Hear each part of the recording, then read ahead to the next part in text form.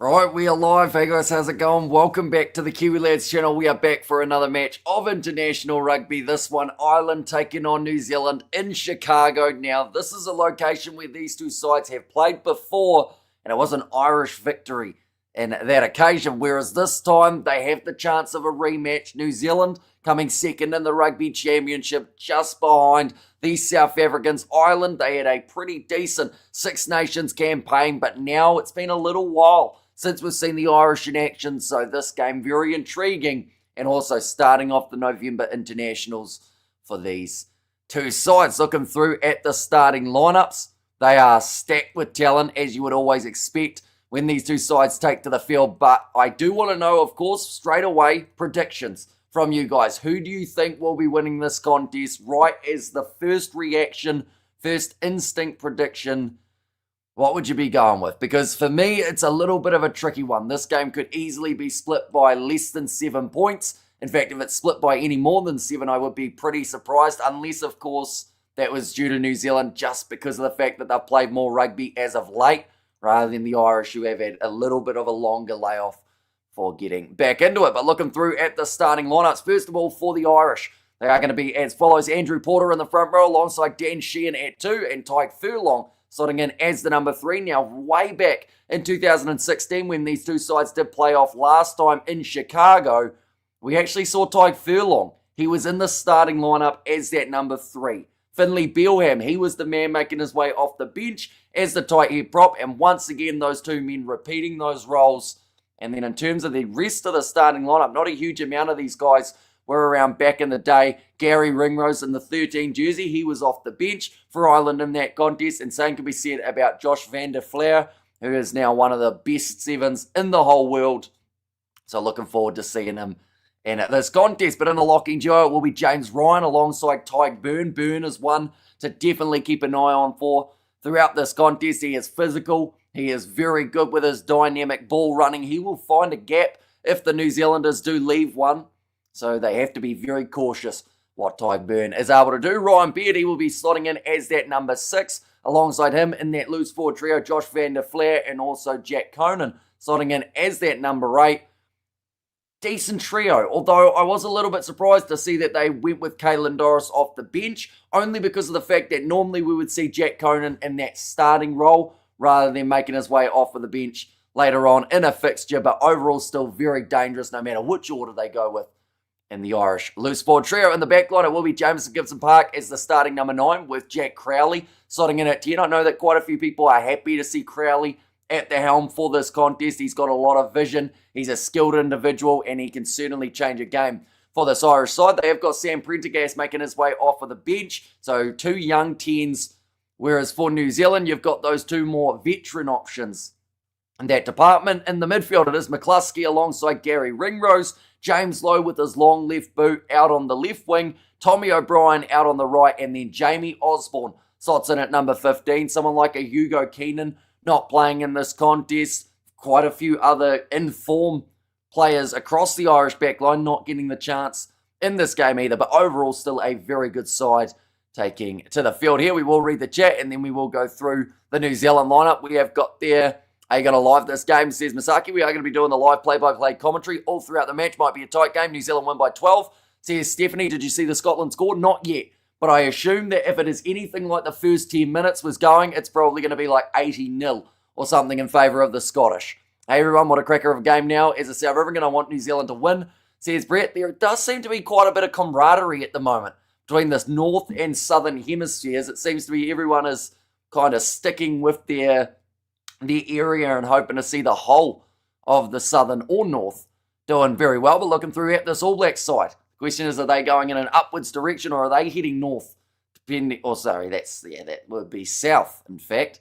Compasses upside down not working. Ethan de Groot as the number 1, ladies and gentlemen, alongside Cody Taylor at 2, and Fletcher Null slotting in as that number 3. Now, we did see the injury of Tyrell Lomax a little bit recently for the Kiwis, which is why we see the change in that tight head prop role. But overall, Null, he is one of the best scrummagers in New Zealand, so he should be completely fine in the starting lineup. Cody Taylor, he also made his way off the bench in the game up against Ireland last time in the USA. Same can be said about that captain in the number 4 jersey being Scott Barrett. Fabian Holland He is a very young player in this All Blacks environment. Only this year we did see his introduction up against the French in July, but he now gets himself starting minutes time and time again. Quite a few injuries in the locking department for New Zealand.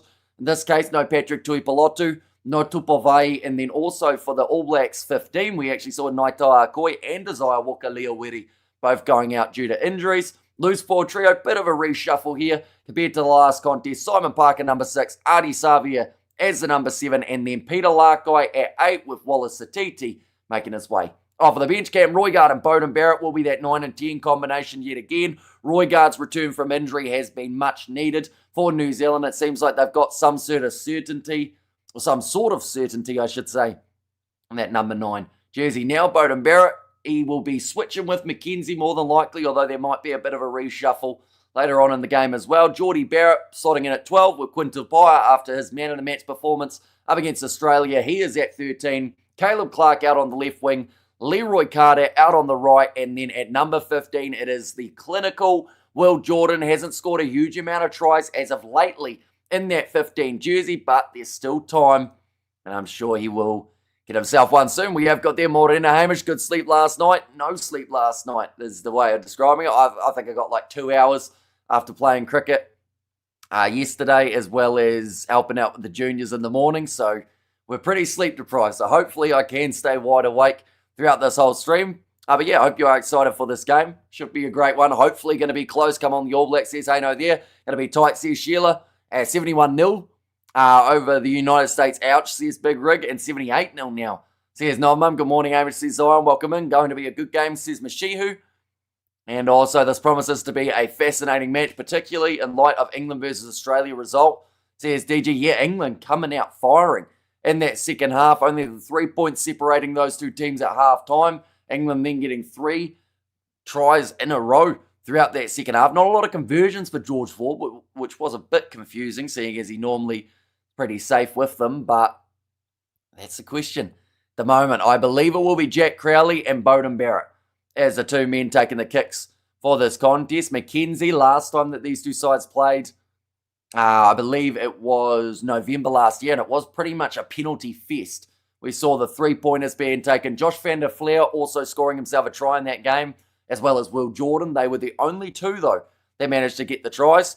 I have to say I'm nervous as an Irish fan. Most of our guys are barely back training from downing pints the past few weeks, out of practice and unfit versus game-ready All Blacks, says Rugby. And yeah, it is going to be a tough one. That is where having a warm-up game of some sort can be quite a crucial thing for these November internationals. The Springboks strategic, having a game up against the Japanese so that they will become prepared and going into that game with a little bit of minutes under the belt up against France. But Ireland don't have that luxury. They're pretty much going in blind here, hoping for the best, hoping that this gels, because there are changes compared to the last time that we saw this Irish side in action. We have got there who's ranked higher at the moment in the World Rugby rankings. USA are 15th, Japan are 13th. And I will mention we have had one change in the World Rugby rankings at this point in time. England have propelled themselves up to 4th. They have gone ahead of France after that victory over the Australians. Now, they did get the full available points, which was if they had won by 15 or more. So they get plus 0.4 in the overall rankings. Now, between these two sides, if New Zealand were to lose, they would not drop below England. But if New Zealand were to lose by a large margin, that would mean if England win next week, there's a chance that they can go above. If the Irish were to lose this game, because they are at home, they actually can lose more points than New Zealand. But yeah, it will be very intriguing because there's a lot of closeness happening at the top of those World Rugby rankings. All Blacks all the way by 15 points, says Johannes. And Caleb Clark will play minus picking up any injury, says Mashia. Yeah, he's had quite a struggle in terms of avoiding those injuries as of late, Caleb Clark. He was back for one game and he scored a try in that contest. In fact, that's the trend for the Kiwis. Amoni Narawa played one game, got injured during it. We have got there the Barretts have turned the All Blacks into a family affair. Incredible stuff. 3 lads from the same household, says Sebastian. And yeah, that's either the most popular or the most unpopular household, depending on who you go for in that regard. I know that there are some who are really against the Barretts being in the lineup. There are some that swear by them and would have them in there each and every week. Love it when Ireland loses, says Martin there. And good selection besides Scott Barrett. So who would you have gone with in the number 4 jersey instead, Zion? Out of curiosity. Because with the injury of Patrick Tuipulotu and the injury of also Tupavai, it means that you're going with a guy with probably less than 5 caps in that jersey. So are you going with Sam Derry or Josh Lord to fill in that role? We have got there, Barrett's need to pull their fingers out. And also we've got there, about time Ireland get taken down a notch or two, rooting for the ABs from South Africa. Says Raymond. And we have got there, we need Pollard, says Mohideen, and also too many Barrett's sisters, says Hartley. And also ABs by 1. Also, you're going with a 1-point victory. The thing is, though, that could happen. Out there on the field, these two sides, they could actually be very even. And I do feel like the pressure of this first match may cause a few little early nerves, a few mistakes. First 20 minutes win the game between these two sides every game. Only issue I have with the Barretts, says Stephanie. And Sam Whitelock for number 4. You're bringing him out of retirement. I mean, he did play for the Barbarians last year, I think it was. Maybe he also helped coach them earlier on up against the Box. Only issue I have with the Barretts is their terrible haircuts, says Stephanie. Well, I'm not one to comment on terrible haircuts, as at the moment I hardly had hair about 2 or 3 weeks ago. What time is the game? The game is going to be kicking off in around 40 minutes' time. It's a little while till the start, but it will be a 9:10 a.m. kickoff for us here in New Zealand. That will be a 10:10 p.m. kickoff for you guys in South Africa and an 8:10 p.m. kickoff for you guys in the UK. So not a mile away, and it is going to absolutely fly by. Going to be looking through at these sides, what is to come for the teams as well. We've already been going for 12 minutes. It's felt like 2. Oh, yeah, I've got there. You did say, you see Japan did bad. Who they play next week? Japan have got themselves Ireland next week. So, the Irish, if they can get a win here, they'd feel pretty confident going into that next game. Maybe get 2 in a row. Keep on building upon it. Man of the match call, Hamish. Who you got? If the backlines are able to do what they want to and they get the ball moving through their hands, I think someone like a Caleb Clark could have a good crack. And not just because I said that he would score a whole heap of tries at the start of the season and he's only scored the 1 because he's only played the 1 game. But him or Leroy Carter, someone in that back 3 I feel would be able to light it up for New Zealand. And I honestly think it would be the same for the Irish. James Lowe is such a massive potential option of getting himself a man of the match. It was a World Cup quarter-final. Ireland have no chance, but now they have a little chance, says Johannes. And Barrett is not the answer at first 5, says Hartley. So who is? Is it Ruben Love? Is it Damian McKenzie? Or is it the man who is not there yet, Richie Mo'unga, who will be coming back very soon? Can I ask a question? That depends on what that question is, Mohideen. Is that the question? Because if so, then yes. Having Doris back in form is great because he's a brilliant team leader, absolutely. And having him off the bench too, when the opposition maybe will start to tire out a little bit New Zealand. We know how bad at times they have been throughout that final 20 minutes of their matches. To have someone fresh as a daisy and Doris making his way off of the bench to bring that impact alongside Bundy Arkey, Sam Prendergast, Finlay Bealham, Ian Henderson. Like, that bench is stacked for the Irish here. And also the debutant, Paddy McCarthy. Big opportunity for him to see what he can do. But I do think in terms of the benches, it's actually hard to say who has the stronger because Samisoni Taukei'aho has been so pivotal for New Zealand throughout this Rugby Championship. Most recently, he was able to score himself impact tries off of the bench, particularly off that rolling maul, which New Zealand did go to a lot later on in their contest. They've got Wallace Satiti, who was Breakthrough Player of the Year last year, although I should mention, I believe Jamie Osborne actually got nominated for that same role. He is playing 15 for the Irish. Whainā Nuku, he's got that damaging running style of trying to bulldoze over the top or trying to use a little bit of pace down the wing, and then Damian McKenzie for his consistent kicking. There is that number 23. So honestly, do let me know. From a completely neutral standpoint, which is pretty hard to do if people are going for Ireland or New Zealand specifically, who would you say is the better bench in this matchup? I do think that New Zealand, there's a little bit of experience lacking in certain departments, but then the same can be said about the Irish, but they've got a couple experienced veterans such as a Finlay Bealham who was there the last time these two sides played all those years ago in Chicago. They've actually got Brian O'Driscoll out there doing a little bit of the commentary as well. We see Tommy O'Brien warming up in the background. Well, he's going to be a dangerous man out on the wing. He is going head-to-head with Caleb Clark throughout this contest. And that one is going to be must-see. We have got their Southie, CSDG. Are they playing for a cup? I think there will be a cup of some sort on the line. There normally is when these sides are playing off. We have got there, I think Ireland can afford to lose this one. It'll be hard. I'll pull hard for the Bock win. Says so. And New Zealand by 15 to 20. Ireland is on the decline. It isn't 2022 anymore, says Sports Unfiltered. And we have got there what is going to be the Springboks hard game. I think that France next week is going to be a tough one, which is why they needed that warm-up up against the Japanese, which they've had. And then also I think that game up against the Irish at the Aviva. That is one of those games that can easily go the wrong way if you are South Africa. And, you know, that's the second last week in November. So you want to finish on a high, get that win, and then close out. I think it's up against the Welsh the week after. And Scotland versus USA has finished 85-0. Obvious value discrepancy, but they shouldn't have given up like that, says Sebastian. And got my jandals on and ready to go. And Box got lucky. Japan just needed a bit more time. Eddie Jones also said it.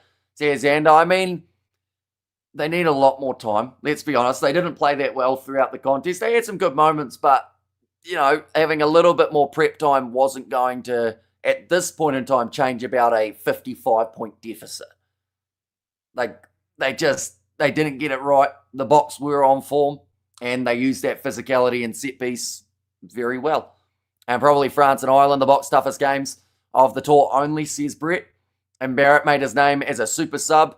He's never been a good starter for now. I think McKenzie is the answer. See, it's weird, isn't it? Because this season, McKenzie's kind of taken that super sub role and has fully embraced it. He's had quite a few chances to make his way off the bench and sometimes has saved New Zealand in crucial times, particularly when there are those early injuries. Sever Reese, one to come to mind, and also, I believe in that game for Moni Narawa, McKenzie made his way on and played one of the best performances out of anyone. Any significant changes in the world rankings after this weekend? Ireland and New Zealand can shuffle a few points, but it's only really in the next week and the week after that we're going to see some big boosts to certain sides. Like England versus Australia didn't do a massive amount because of how far apart in the rankings they already were. So Australia lost 0.4, but then they're still close enough to Argentina that they can boost themselves back up in the important stage. Larkai is a fast improver. Satiti should be chomping at the bit to get on and prove himself. Well, that's the thing. I think that the Larkai and Satiti issue, well, it's not even an issue. It's the benefit to have them both being able to play number 8. And I do see it being one plays, one off the bench, one plays, one off the bench, and vice versa. Just keep on swapping between them. I think that they're the two best options at number 8 at the moment if you are picking Savia as a predominant 7. So, yeah, I think that it will work. I think that Satiti also later on in the game, we saw it for the Chiefs, when he returned from his injury, he was really able to add that extra bit of oomph to the team. We have got there, good morning, go the All Blacks.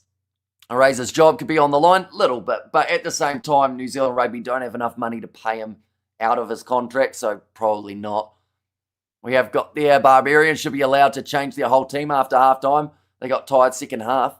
Says Xander, yeah, they slowed down big time, didn't they? We have got jingles as well. Thank you very much for becoming a channel member. You now have access to those emojis. What are your thoughts on Laura McGoldrick, Hamish? Well, she's got a very talented husband in Martin Guptill. I'm not sure what sort of thoughts you want on her. Martin Guptill is missing a couple toes. Did you know that? That's because Laura McGoldrick got angry. No, she didn't. I don't know why he's missing the toes. I think it was something when he was younger. I'm a South African. Some Irish blood mixed with Afrikaans blood. I'm cheering for the AB, says Gerhard. And there as well. Am I the only person who thinks the English not only copy the Box game plan, but also the dirtiest, filthiest team on the game?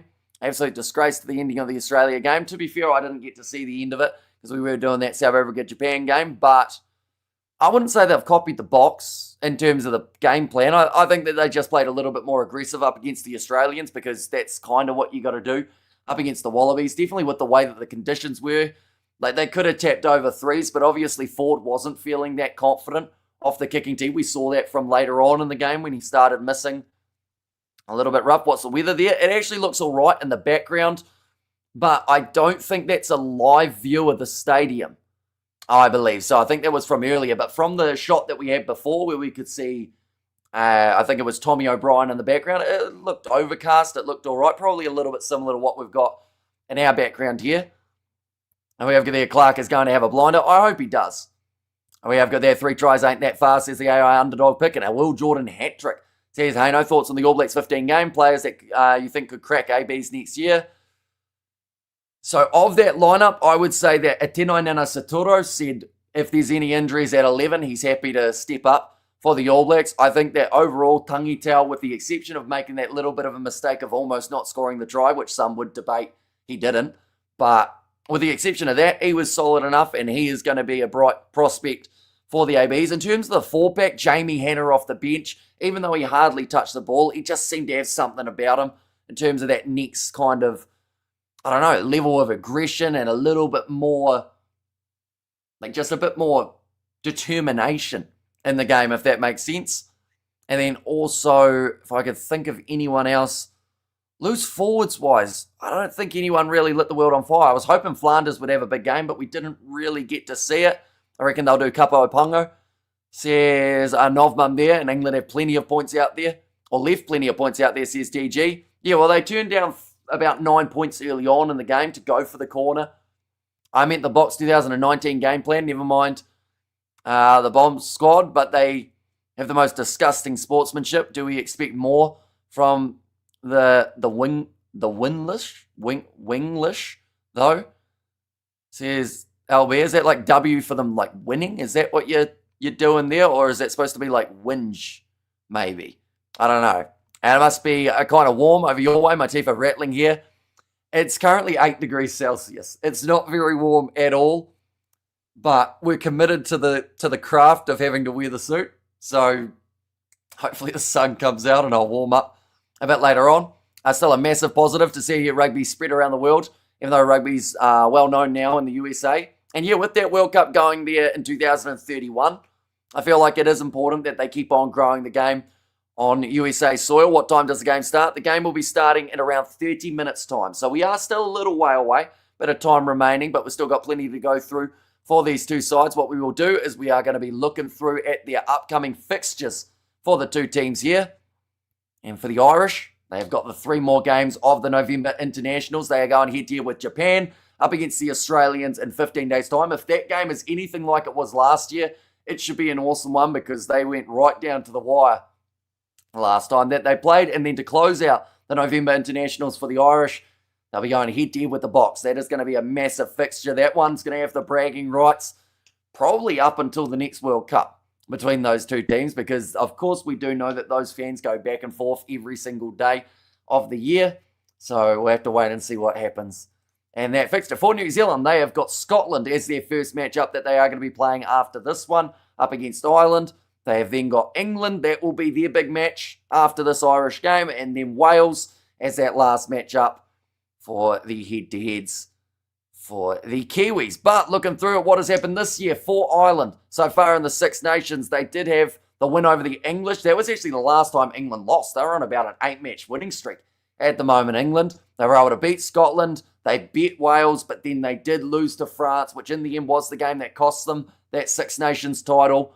Also getting the win over Italy. And then in the July internationals, not really getting much of a challenge from their 2 matches. 34 points to 5 over the Georgians, and then that game up against Portugal, you are reading it correct, 106 points to 7, the way that game ended up sitting. For New Zealand, they had an interesting July internationals period. They were going head-to-head with the French, 31 points to 27, that first contest. Then from there, a bit more of a one-sided affair in the second, 43-17 to secure the series, and then the last game winning it by 10 to close out the series 3-0. But the Rugby Championship, this competition was an eventful one for every single side involved. We saw New Zealand win, then we saw New Zealand lose. Then we saw New Zealand win, then we saw New Zealand lose, then we saw New Zealand win, then we saw them win again. So Australia, the only side that weren't quite able to get past the Kiwis in the Rugby Championship. It was extremely close in the overall points. As you can see, their points differential is what carried the Box over the line with that plus 57. Now, most of those points were gained from playing New Zealand in Wellington.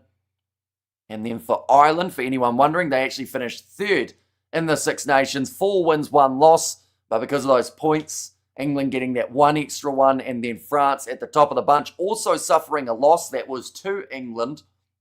And in the end, very impressive points differential for the French as well. I'll just quickly check again. Oh, not quite. I thought that for a second New Zealand and Ireland had the same points differential, but an extra 10 for the Irish.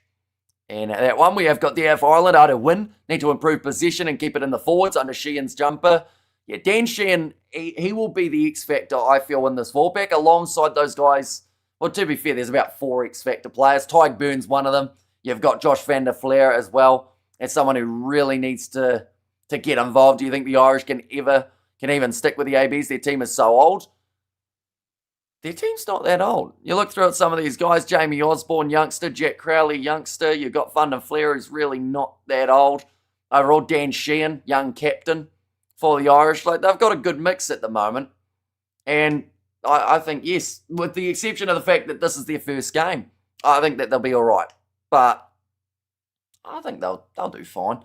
At the end of the day, they will go out there, they will play their game, and we've seen some of them actually working together recently in the URC. We've even seen some of them go head-to-head in that Leinster versus Munster match. When's the last time you, says the AI underdog? That was it. That was the end of the question. That was a bit of a cliffhanger. What games are you doing next week? We've got plenty of matches that we are going to be covering on the channel. I haven't actually decided on all of them as of yet, but it is an absolutely stacked November international in terms of all of the matches that are going to be happening. So what we will do is we'll go like this, and we'll go like this as well. These are all of the matches that are taking place next weekend. Now, I will mention these games here in the middle are actually above.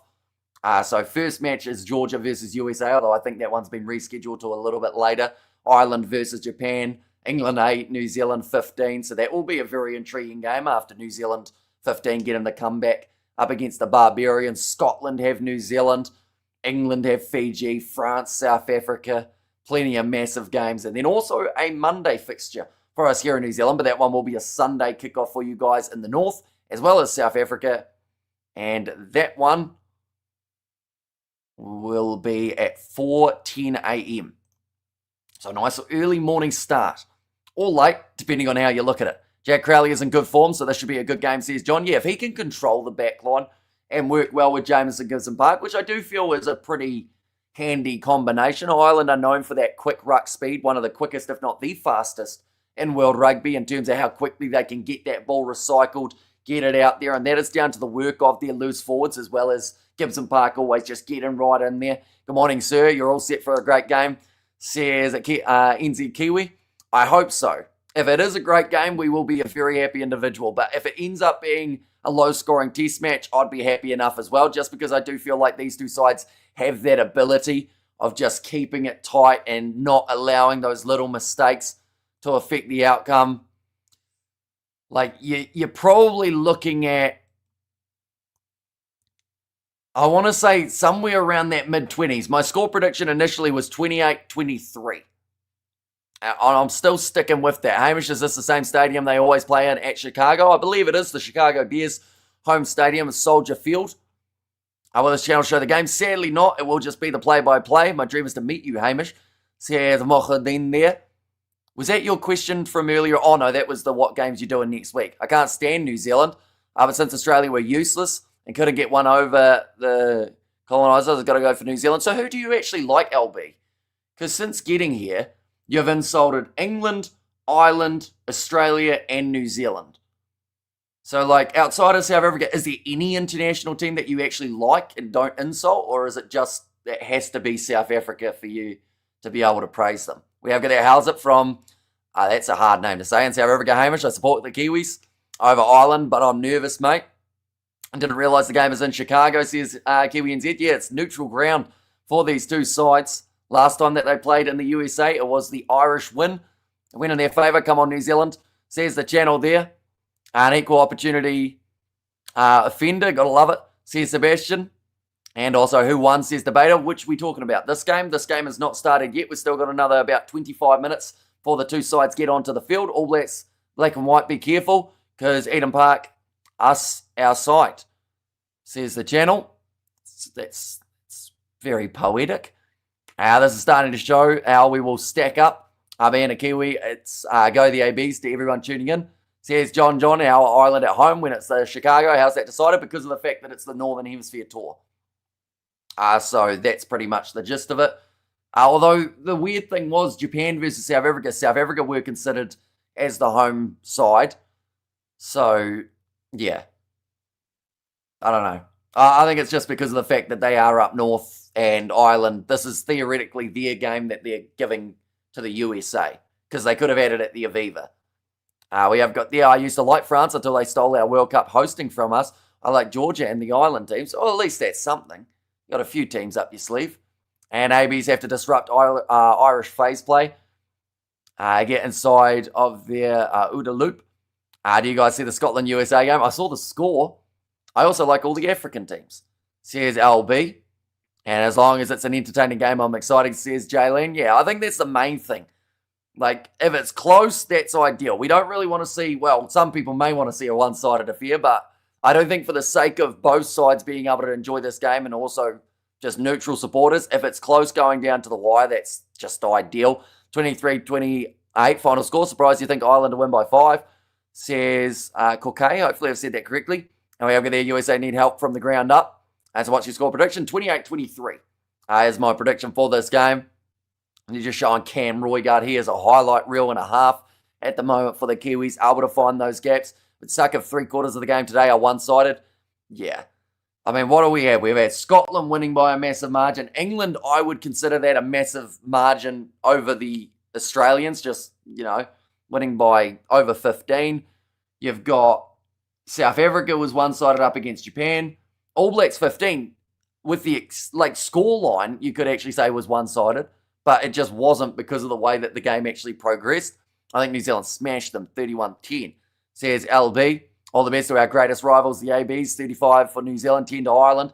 Says Happy Rogue. I hope Leroy Carter has a good game. He has been really in some great form. He's only played 3 matches for New Zealand and currently does have himself the 3 tries. And I just don't think it's going to be the last one. He's going to have a bright future out on that wing. Sever Reese, Rieko Ioane, a couple guys who are slowly going further down the rankings in terms of New Zealand's starting wingers. And Kiwi should not underestimate Ireland on the day they can beat anyone, says Miracle. Absolutely right. And that is where I don't think the All Blacks themselves have said that they're too confident. I know that there's been the fan bases going back and forth all throughout the week.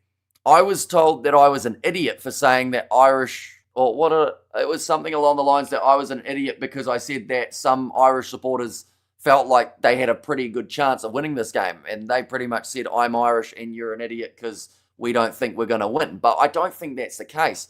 I think that Ireland, seeing this lineup, seeing Crowley in the 10 jersey, Van der Flair out on the open side for this game, that good side.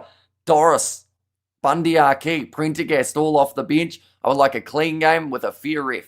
Says John, it's 50 degrees in Chicago and partly cloudy. What does that work out to be Celsius, Robert? I assume that's probably around 10, 15 degrees, somewhere around there.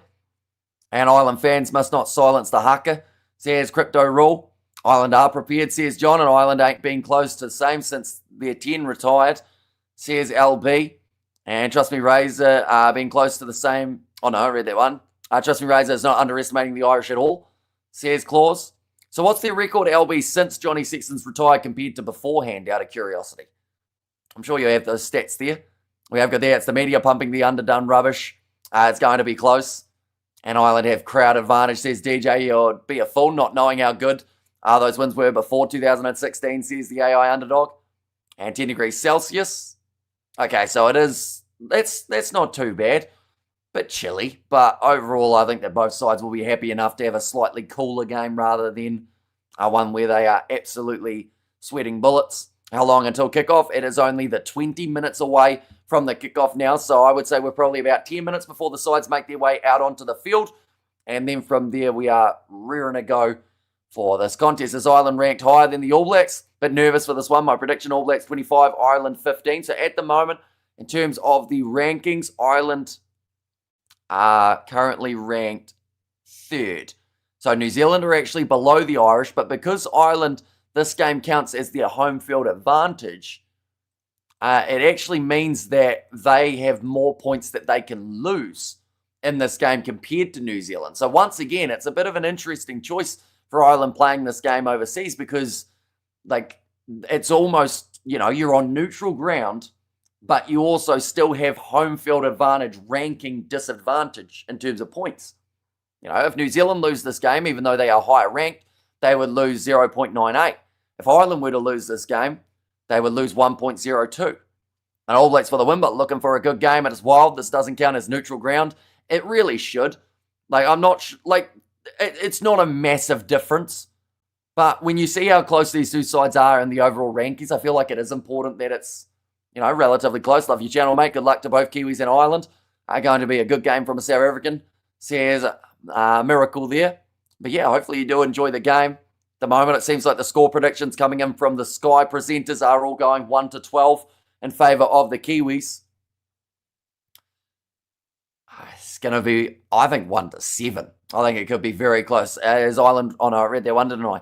And Ireland 24 to the All Blacks 36. Leroy Carter going to score 3 tries. Now, we have talked about tries quite a bit, but we will ask the question too. Is anyone getting yellow or red carded in this game? Ladies and gentlemen, last time these two sides played in 2024, Geordie Barrett got himself the yellow card. He was actually the lone man to get carded in that matchup, and since then he actually became teammates with a lot of this Irish side. Go Ireland, says Fran there. Do you think the Springboks will suspend the player again? Which player are we talking? AB's 13 plus, says Sports Unfiltered. Now we have got there Cody Taylor, yellow card. Both teams on paper look the part. They really do. You look through at this lineup, a lot of people would say for New Zealand, with what they've been doing throughout the Rugby Championship, I haven't seen a huge amount of people hugely disappointed with this lineup from New Zealand. It's pretty much what you'd expect to see from Scott Robertson with the way that he's been building and with what he's kind of been putting together. Depends if the scrum is officiated correctly. Ireland should probably get a yellow for boring in. Says LB, I assume that's a shot at Andrew Porter, isn't it? Bring a donkey in your live stream. He is going to do the commentary alongside you. Your voice won't get tired.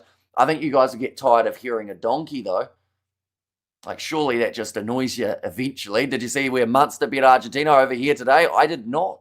I like the lineup, just not the first 5. Says Sports Unfiltered. And hope Leicester gets a run at centre. Also, you're putting Leicester into the midfield rather than going with them out on the wing. Do we know who's the ref? Says Roger. I'll quickly get that for you. I always forget who the referees are for these games. I end up looking through so many that then the brain goes blank. But the referee in charge of this one is Pierre Brosset of France. And we have got their score predictions, New Zealand versus Ireland. I went 28-23. One of the Barrett boys will get a yellow. And Henderson normally does something dumb. Most likely Irish yellow. Yeah, making his way off the bench. So I guess they can stall it a little bit if that is going to be the only card that they end up getting. But if it's in the later stages of the game, that could be that big moment. It does cost you. And g'day, Hamish. What's your prediction today? 28-23 is what I'm going with. Although I'm often wrong, like the guy dressing up for the...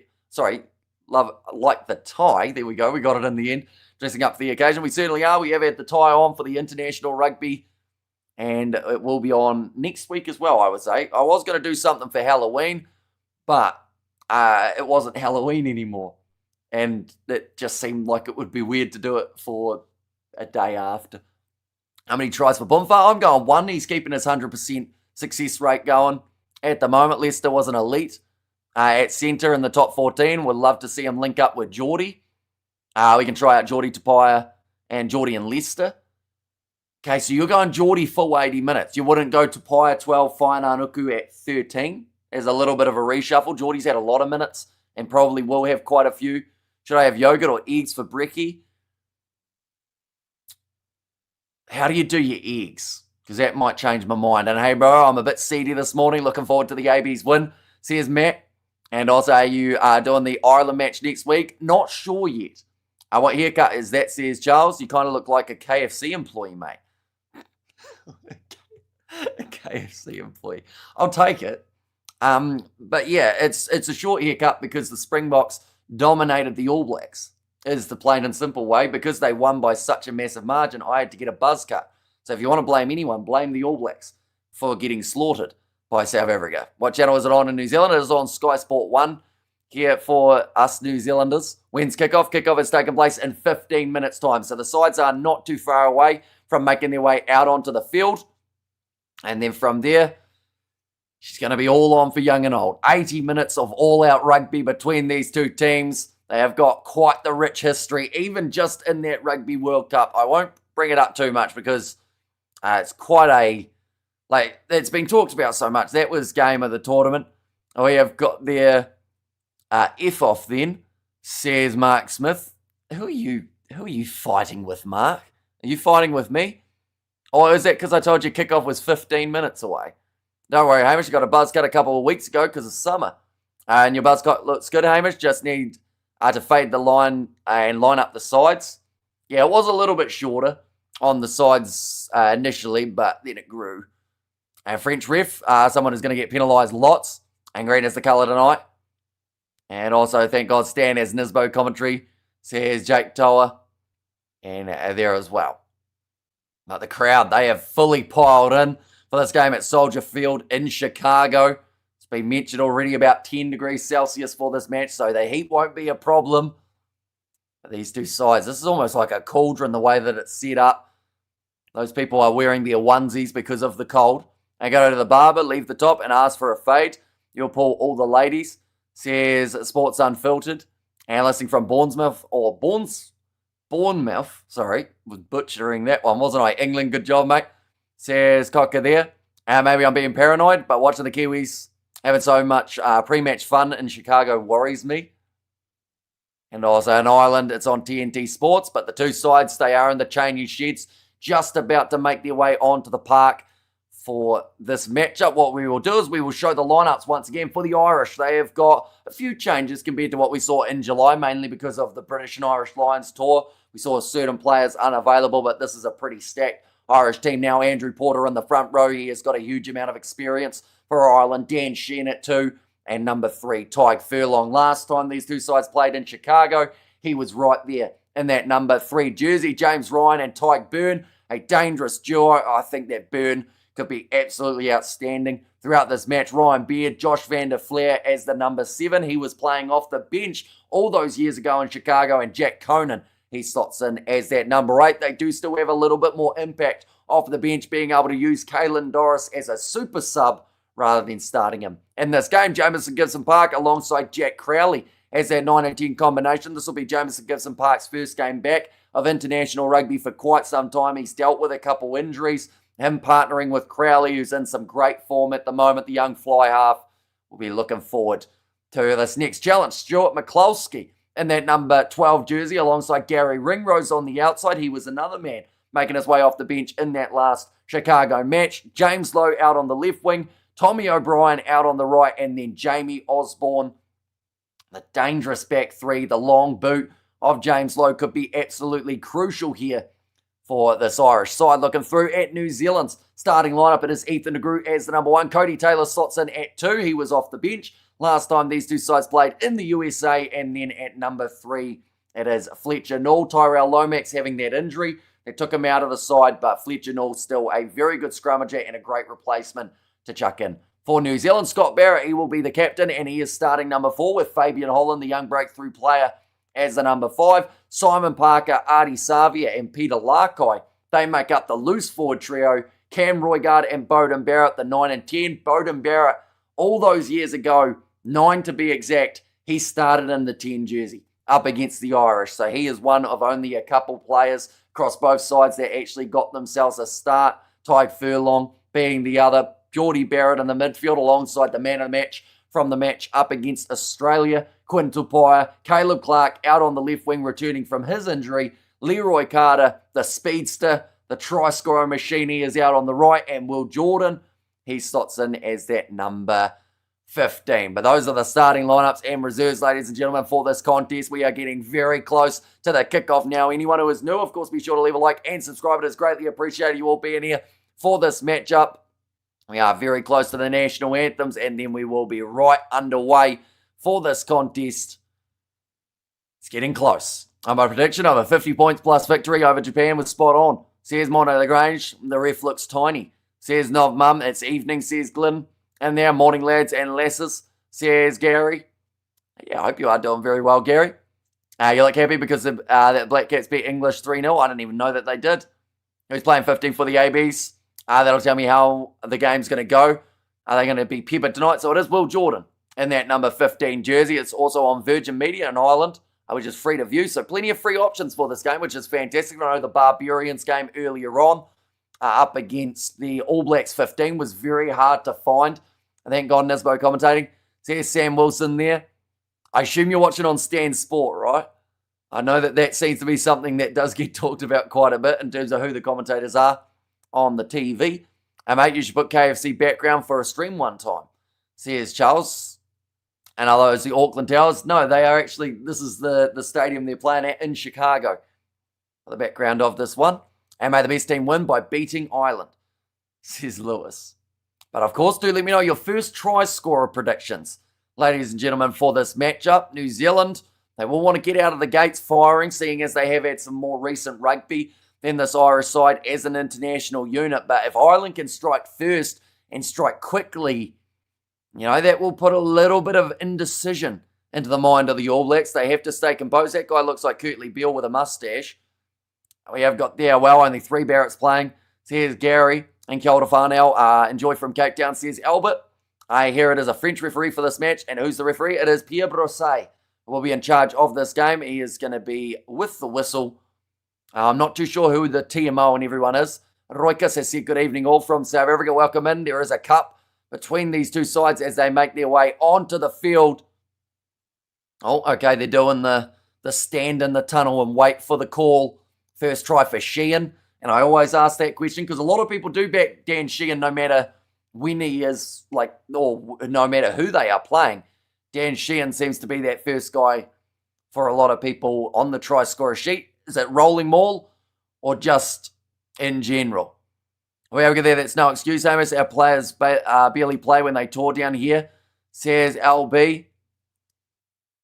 Which part of the excuse? Just saying that they'll take a little bit longer to gel? I feel like it's a pretty good excuse, and it's one that, had it been a different team that you like, you would probably use. We have got there, Hamish, did you buy the iPhone 17 Pro Max? I did not. Xavier, first try, says Vanilla, was I supposed to buy an iPhone 17 Max? I've got about I think it's an 11 or a 12. And Sheehan, as well, says Glenn for the first try scorer. It'll be a close game, says Patrick there. James Lowe, ready to go for this game. He's going to be marking up against the youngster, Leroy Carter. It'll be an absolute battle and a half. In fact, when you look across these starting lineups, it just seems like there's so many individual battles. Sheehan, NFL style, will be tight either way, in my honest opinion, says Glenn there. Hamish, are you excited for Black Friday? When is Black Friday? I don't even know when it is. It starts up front hit. You're opposite like you mean it, says Shane.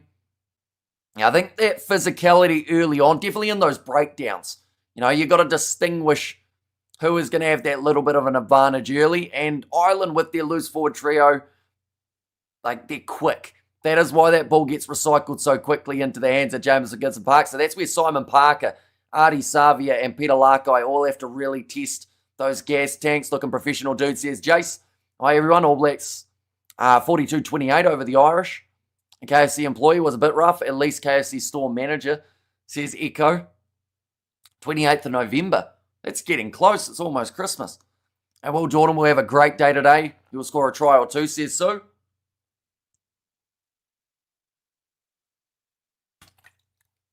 I don't think they could find the button to start the New Zealand national anthem. There's a bit of an awkward silence. All Blacks win by 7 points. Says Manny. The New Zealand national anthem is being sung. We'll quickly look through at the benches while this is taking place. There we go. Benches for these two sides. Ireland have got Ronan Kelleher, Paddy McCarthy. He is making his international debut. Now, I don't think he would have predicted a debut in the USA. He would have thought either in Ireland or maybe, somewhere else around Europe, perhaps to the Six Nations, perhaps even heading south. But it'll be a special day for that man. Finley Bilham, he is there as the number 18, just like he was all those years ago in Chicago. Ian Henderson and Caelan Doris to add a bit of extra oomph into the fullback. Craig Casey, Sam Prendergast, and also Bundy Aki. So some brilliant reserves in this match. For the Irish, New Zealand, they have got Samasoni Tolkiahu, was the impact player off the bench for New Zealand in the Rugby Championship. Tamaiti Williams and Basilio Tossi, they will be the propping combination. We don't see, like I mentioned, Tyrell Lomax, also no George Bower in this case. and no Tavita Mafaleo debut for this game as well. Josh Lord as the number 19 with Wallace Satiti starting in at 20, Cortez Ratama 21, Lester Whainanuku now the full-time member of the squad after his one match up against the Australians in the Rugby Championship, and then the cool, calm, collected Damien McKenzie as that number 23. So those are the starting lineups and reserves for these two sides. As it started yet, not quite. They are just finishing the New Zealand national anthem. Then from there, they will end up going with the Irish national anthem, then the haka, and then we're underway. Well, Jordan will have a great day. He will score a try or two. You say it is cold in Chicago. Is it raining? It's not raining at this stage, but that doesn't mean that it will stay that way. I feel like so far throughout today, we've seen so many games with rain all around them. Caleb's dad looking sharp, says DG in there as well. And please, Hamish, don't back Ireland Magic again. And why play in the USA when nobody goes to watch? It's actually a full stadium. I think they're sold out for this game. So that's probably why. But they are having the Irish rugby anthem now. And go the AB's team, says Glyn. And out there as well. And also, your thoughts on the Sharks firing the coach? Well, it's firing him, but it's not really, because he's still going to be coaching till the end of the season, isn't he? You're on a roll today, Hamish. Are you taking any energy drinks? I am not. Now we have got the All Blacks fans gather here. And there as well. And also narrow field, apparently 6 metres less, will not help New Zealand backline moves and will restrict attacking plays. So this gives Ireland advantage, as I feel they will attack close and based on forwards. Says run for its run. It's probably a fair point, although Ireland do also love to use that little bit of width too. So I think it will be a bit of an adjustment for both sides when they do try and get into their work. But the Irish national anthem has just come to a close. Some emotions out there on the faces. Definitely Paddy McCarthy. This is a big debut for that young man. He has been strong though for a while. Just seems like he's got a decent old chance of... Well, it depends on when they make the subs, doesn't it? We have good there. They could do better with that Irish anthem. I'm not pleased at all. Says so there. Morning Hamish and all says studs raised. And also how's it Hamish from Craig there too. And when is the game starting? The game is starting in about 2 minutes time. The All Blacks just about to do the haka. Technically that's not Ireland's national anthem. That is true. That is why I said the Ireland rugby anthem. And sold out. Plenty of people to watch. Sorry thing is not broadcast in the US. Says Dan there. And rematch AB should win this one. And thanks for doing this game and not doing Scotland versus USA. Yeah, that one was very one-sided. And we're talking really not ideal for the USA. And not pleased with the narrow field, eh? What's that all about? I mean, it's just the size of the field, isn't it? And I feel like both sides, they'll have to adapt. Yes, they're used to a different size, but I guess it's a bit different to when you've got a different sized in-goal area, though, isn't it? You've got to change your tactics slightly. Bright yellow boots for all of the All Blacks here at the moment. And 22-32 in favour of the Kiwis. And also AB's for the win. South Africans behind you all day. A morning Phantom. And AB's form Voltron. And play as a team from the get-go. Yeah, I think we're going to see a quick start in this game. Even though there is a chance that it could be, I want to say still mid-20s about there. Absolute joke, it's not on standard TV here in Ireland. And we need TNT subscription. Apparently you don't. Someone was saying it's on, was it Virgin Media or something like that? There's actually a free way of watching it in Ireland, Matthew. Hopefully someone will be able to help you out.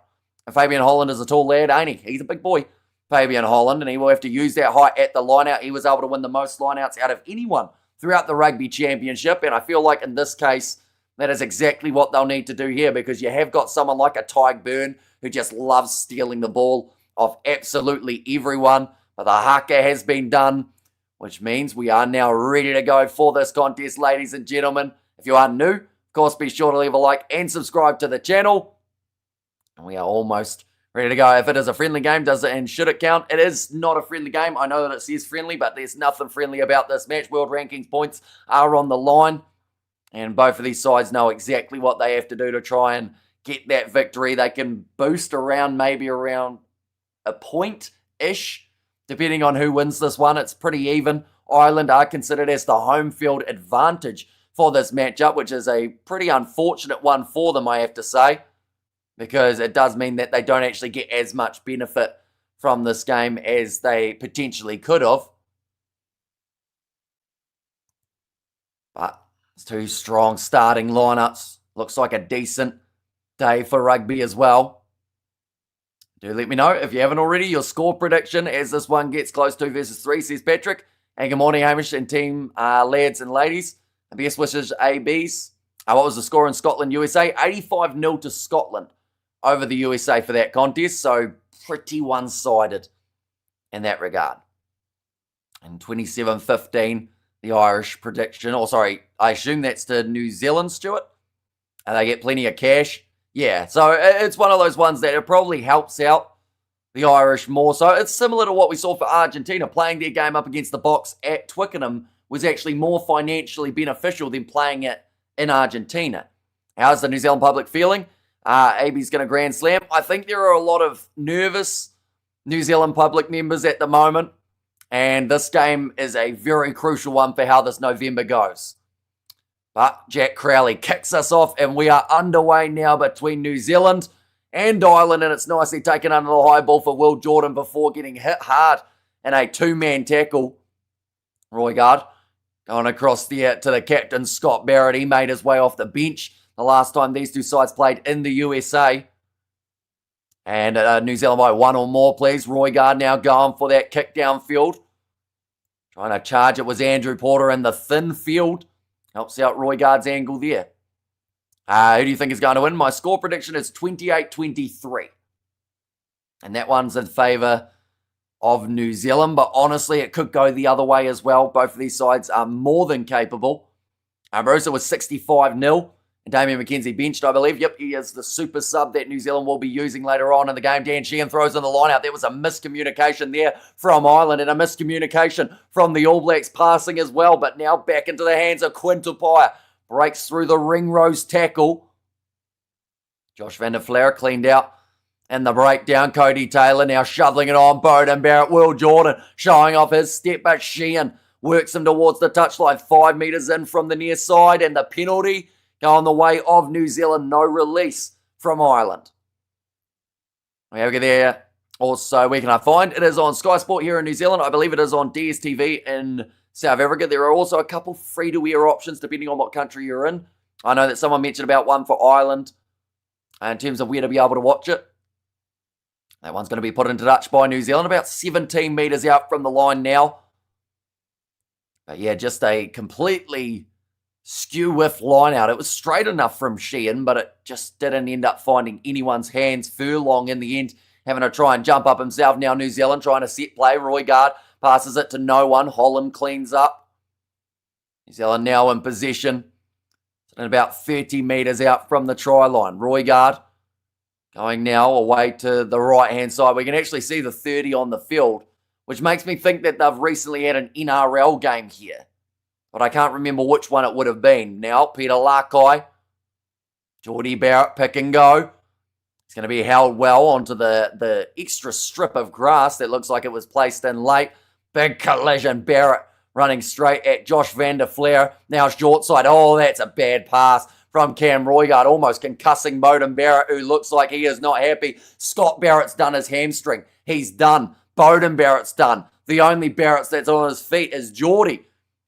Right. I think Bowden Barrett's done here. I think he took the concussion on the chin, perhaps, or at least it's a knock on the nose. His nose is turned bright red. We're going to see here, this was just not ideal from Roigard. He's pretty much tried to give Bowden Barrett a flat ball that normally you'd let a prop run, but he's given it to the fly half. There's no arms in that from Tyg Byrne, but I think they might call it as just bracing. But yeah, he's not looking too flash at the moment, Bowden. It looks like he wants to continue. Scott Barrett also getting attention on his leg. It looks like it's been sliced open. Right, the TMO is checking this one. There's a red card all day. Says so there. No NFL. Oh, no NRL, just NFL? I didn't realise that they had the marking so clear on the NFL field. I feel like that just shows my lack of NFL knowledge. I mean, it is high from Tyg Byrne. They've just mentioned there that it's a strange position for Tyg Byrne to be in. It's as if he didn't expect Bowden Barrett to actually get the pass. And the way that he's kind of braced, it's as if Bowden was running through. Okay, I think they're just saying there about embracing, although it still looked like a bit of a weird one. So I think this is going to be a yellow card for Tyg Byrne off the bat here. Would have been a card if the ABs had done that. Says Dylan, it still could be a card. The TMO are checking it. And shoulder to head, no, upright, no arms. And red card all day, says Brett. And shoulder to head, no rep, red card. How many times have the ABs been red carded for the same effects or offence? Right. Scott Barrett's left the field. And that's going to be for Josh Lord, ladies and gentlemen. That was the hamstring of Barrett that ended up going. Okay, they're just waiting for the angles here. But this is a very eventful start to this game. Barrett's gone. The other Barrett may have to go off for an HIA. NFL marks every 10 yards with the numbers.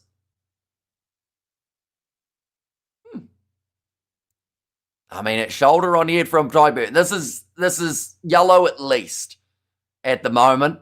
The crowd are getting restless because they are watching the same replay 57 times.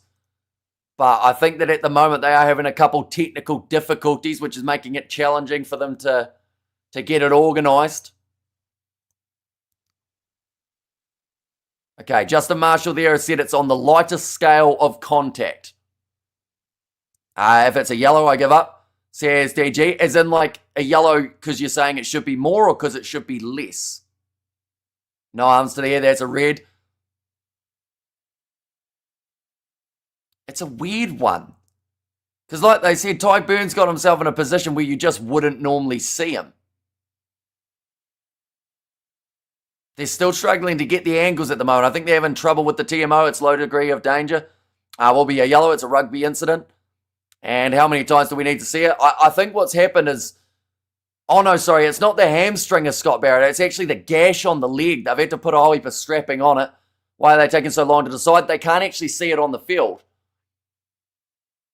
I think that what's happened is the referees can't see on the big screen what the TMO is looking at. He is going back nicely there, mate. Slowly but surely, says Dylan. Right, so they're going to head to the sideline monitor now. Surely that's something that could have happened about 90 seconds ago before trying to get it on the big screen. Our ref needs to view on the off-field monitor. Yeah, so that's actually the HIA monitor that they look like they are using here. So we are going to see another replay of it. It's just an NFL check. Okay, so Justin Marshall here is saying he doesn't feel there was any intention from Byrne, but under the law, it's probably going to be a yellow. Irish, yes, says Stephen, welcome in. And get on with it, says Manny M. Yeah, it's taken about 3 minutes to make this decision at the moment for the sides. Has to be at least a yellow. Yeah, I think a yellow is, like, we're looking at least yellow here. That's a red for me, no rap. It's endangering the player's safety, not even attempting a tackle. And, right. Decision has been made. Someone forgot to plug in an extension cord, says Paul. Possibly. Why is he whispering so much? The ref's whispering. Okay, it meets the yellow card threshold. I don't know why Pierre Brosset seemed like he was trying to whisper it so that no one would hear him say it. But he forgot he has a microphone on. Felt sorry for Japan today. Not every head contact is an automatic card. Two players slipping into each other is not, or is just sport, in my opinion. Says Michael. And even yellow, this game's a joke. And also, why do you say this is weird? We've seen this happen often, and it's reffed inconsistently. Says Studs Rays. Well, that's probably why it's weird, because it's the inconsistencies of it. You just don't know what it's going to be. Like, at times, you might as well do a coin toss on the sideline. It just seems to be the uncertainty of it. But, not straight. The line out from the New Zealanders. It does give Ireland now the scrum chance, and I believe, well, they could consider bringing on Ian Henderson here just to give them a little bit more in the pack. Linesman unemployed now, says Dave. And also we have got there, how long did that decision take to make? It was a good 2-3 minutes at least. The only benefit was that Scott Barrett got to go off because his leg was bleeding, so they actually got to take him off early and kind of get him all sorted while it was happening. It's a collision sport, ain't it? No one wants to watch 14 versus 15 at this level. Head contact, they have to give yellow to avoid further a class action lawsuit. The pack weight's very even at the moment, 922 for Ireland compared to the 917. Now, of course, if they have lost Tadhg Beirne, that does change the weight of that pack a little bit. Now, Jamison Gibson Park kicking this one downfield. That's a good kick from Gibson Park, getting it down into New Zealand's half. That was a lifetime, bro. That was a rugby incident. Oh, they've decided to go quickly here, New Zealand, and now they're told no. Odin Barrett, he has been smashed there in the tackle attempt by Gary Ringrose. Everyone's still playing. Cam Roygaard's going for the kick downfield. I finally realised that they weren't actually able to take it quickly. AB's unforced and handling errors will be its own downfall, like the record loss in Wellington against South Africa. These referees need to be accountable after the match for their incompetence. Every game internationally is always controversial. Now, line out throw here for Cody Taylor. We are 5 minutes through in this contest, ladies and gentlemen. There we go. Got the scoreboard working as well. Taken by Fabian Holland. Simon Parker, he has got that ball in his hand. Pops it back to Cody Taylor. This one's starting to move just a little bit. 8 minutes remaining of Tadhg Beirne's yellow card. Now Peter Larkai in behind finds Bowden Barrett. Popping it to Caleb Clark. He goes straight through the gap. They're asking for obstruction. Inside pass that Quintal Pye has been knocked on by New Zealand. Yeah, massive gap opening up for the Kiwis on attack, and they're going back for the Irish penalty for obstruction. And Fix is in. A bad yellow. Arabia's contact. I certainly understand tackles and actions, but let loose. We have good there. I believe it took so long because of the shade of green, to be honest. So I think it was just they couldn't get the big screen working. So they had to go off the side of the field, and Pierre Brosset actually had to watch it through a little monitor. Now, Ireland have a big decision here. They're about 42 metres out on the angle. It's a kickable 3 if if Jack Crowley wants it. And that's exactly what they're going to take. We've got 14 on the field. We haven't had a huge amount of attacking chances. If we can lead here after the first 7 or so minutes, that would be a massive bonus. Tamaiti, I should be starting. Not sure why he's not there, lacking some go forward, says Dub. And TMO seem to have more power than on-field refs, though, says says Fiji. To take the lead early here, Jack Crowley. Important kick for him. He scored 24 points in the last test up against Portugal. Most people scored a lot of points. They got 106 in total for the Irish, which is just still an insane scoreline. How isn't that a card? Says Haino there. Now lining it up, Crowley strikes a nice, and it's gone over. Ireland take the lead in this match, 3 points to the 0.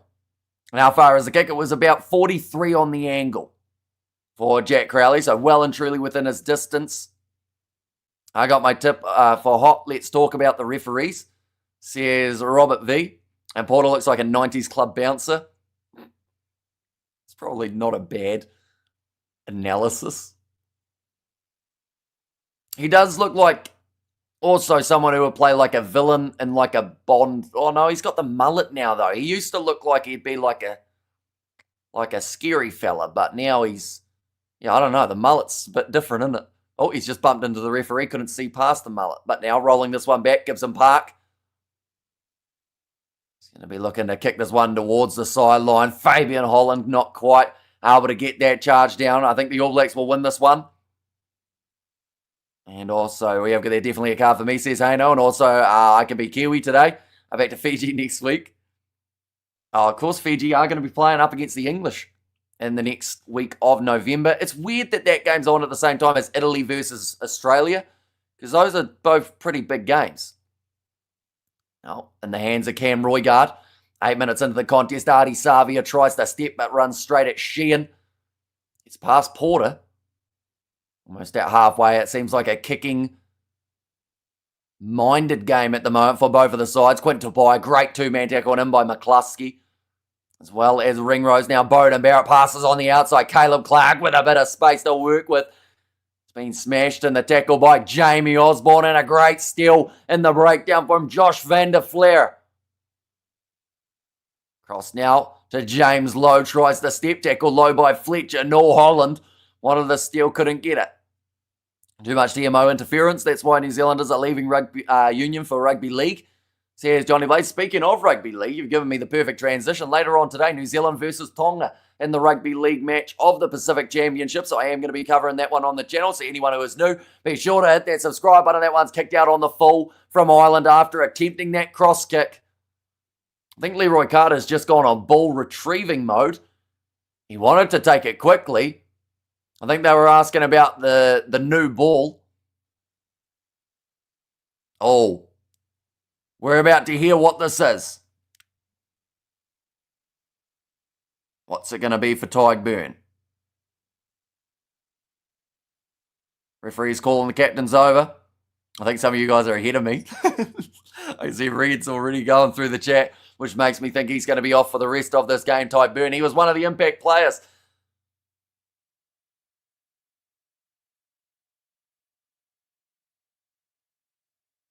Okay. Always illegal action. So Tyburn red carded. He is frustrated. Red for who? For Tyburn. Okay, Justin Marshall saying that's a terrible call in the commentary. Now we have got there. What the hell? Is that the new low for the ref, says Ali Wood. No way, that's a red, says Jean. And there, that's going to be the penalty going the way of Ireland. Now, I do have to get clarification, ladies and gents, because of so many different competitions. Full match red card, or is it 20-minute red card in this case? I think it's full match, maybe. That's the French refs for you. This is absolute BS. Here's Fiji Islander. No one should be surprised that's a red, says Studs Race. All that's fan, that's not red, says Roikus there. I'm way to kill a test match ref. That one's going to be kicked into touch. Oh, that's almost kept in by New Zealand. Yes, it is Beauden Barrett now. Going to kick this one high. Oh, he's run into one of the Irish players. Now Ireland inside of their half, Dan Sheehan. They're on the game for what, says Nick. And their game ruined, says Barry. And so it is a 20-minute red card. Okay, well that's at least one bonus there. The fact that it won't be a full 70 more minutes.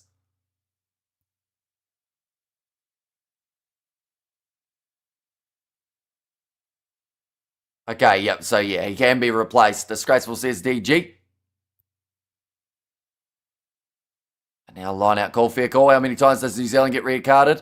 For similar soft defences like that, red card all day, says Johnny. And also how that flying Evers that a red card says going to go here, one man down. His game not ruined. Team's planned for playing with 14 men. Just showing throw-ins, one versus lost in the 2025 season. We've seen over the 100 successful. I don't want it to be a red, but that's been read a lot over the past few years. Yeah, it was quite a unique one. I know that I keep on saying that because it just looked like I don't know. It didn't look like he thought Beauden Barrett was going to have the ball, but then at the same time, what was he going to do? If Beauden Barrett ran through, I don't know whether or not he was bracing because he was like, oh, if Beauden hits me here and he doesn't have the ball, it's kind of accidental offside, isn't it? Or obstruction, but I don't know. It was just a really weird scenario. Geordie Barrett's injured. He might have a broken ankle here. He is in all sorts of pain at the moment, Geordie Barrett. It's a Barrett fest in terms of injuries, but he is in extreme pain now. That's not good. He's pretty much hands in his head. He is screaming in agony here, Geordie Barrett. I think he snapped something in half in his leg. And that's going to be the second Barrett to go. Third Barrett could have gone with the HIA. Big bump off of Cody Taylor there initially. What happens to Geordie Barrett's leg here?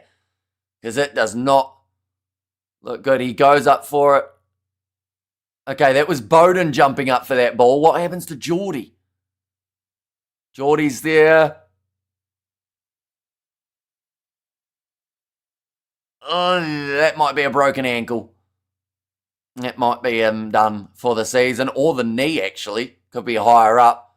You're going to see the replay now. He just twists. Yeah, nah, he's felt that one straight away as well, grasping at it. Now look at the knee, says Barry. Yeah, it's already turned purple by the looks of it there for Geordie Barrett. Have a look on his face. It's not good. By the look on my face. Yeah, I don't like watching knees get bent or like anything like that, ankles, knees. Because you just know that it's not good. Like Geordie Barrett, he is not liking this one, but the medic, the worst part is for the players when the medic starts getting those thumbs in there going, does that hurt? And you're sitting there, not happy one bit. I think Geordie Barrett's out for the game, and he may be out for the season. Targeting the Barretts for special treatment. Says Susan there. As it take out the Barrett's game, says Isaac. Well, we currently still don't have a Scott Barrett out there on the field for the Kiwis. He is still off due to his leg getting gashed open. And it's been very stop-start. We've had 12 minutes of rugby in 21 minutes since kickoff. Poor guy. That's his season at least. Give him the green pipe. Says Sakabula. And so far, not having a stream to watch really doesn't matter. Says JM. Yeah, there hasn't been a huge amount to watch just at this point. Had a lot of stoppages throughout this one. Damn Barrett boys getting messed up and got a game about to find out with Leicester Whananuku now. Says the AI underdog. And this is a stop-start game, not good advertisement for the American viewers. Although the only benefit you could say is they are used to stop-start games because of the NFL and whatnot. So this might be considered normal. He's staying on, says LB. Should he, though? Like, he's going to stay on, but if he does further damage, he's going to seem like a silly goose. Joke's over for Geordie. If he was to go off, they'd go Tupai 12, Whananuku 13. I'd say is the easiest switch. Is he staying on? It looks like it. And we have got there, no adverts though, lad. Says Barry there, and Geordie, big loss, poor Barrett boys. As a New Zealand fan, it's a bad call. And IMG stood up. Yeah, the way he was wincing at the start, and like he had his hands in his head, or on his head, like he was screaming in pain, and now he's like, oh well, back to 12, back to doing what I was doing. But now Roygaard, ready to put this ball in for the scrum. New Zealand trying to get a bit of a push going, and the penalty at scrum time goes the way of New Zealand. Only the 12 minutes through at the moment. Is it only 20-minute red? It is a 20-minute red, yes. He's going to continue playing. This game is bad, says Tim. It's been a bit of a rough start, hasn't it? Hamish the Grimace, great commentator, greetings from Spain as well, says Mylan Joe. Welcome in. What Americans hate most is the stoppages in the NFL, says Samoan POV. And pathetic red card, I've switched it off, says Jim. Nicely taken. Was that acting then? I don't think so. I think it was the initial tweak that really hurt. And then you just assume that maybe they, like if it was out of place or something like that, maybe they put it back in. Now passed on the outside. Leroy Carter trying to get rid of Gary Ringrose, and he just throws that ball into touch. So James Lowe, what about the quick throw? Will now decide against the Barrett as a machine, says Tori and Dad. We're having to having Ty Burns sent off. Then it showed on the jumbo. So they ended up watching it on the sideline on like the little HIA box, like a TV monitor. We have got there, Amish, I told you, Porter boring in. And also we have got there, which Rad is asking if he was faking it. Says Freshman. Now ready to throw this one in, Dan Sheehan. Nicely taken by Jack Conan, who was asking for a penalty before he even hit the ground. Now Josh van der Flair breaking off the back.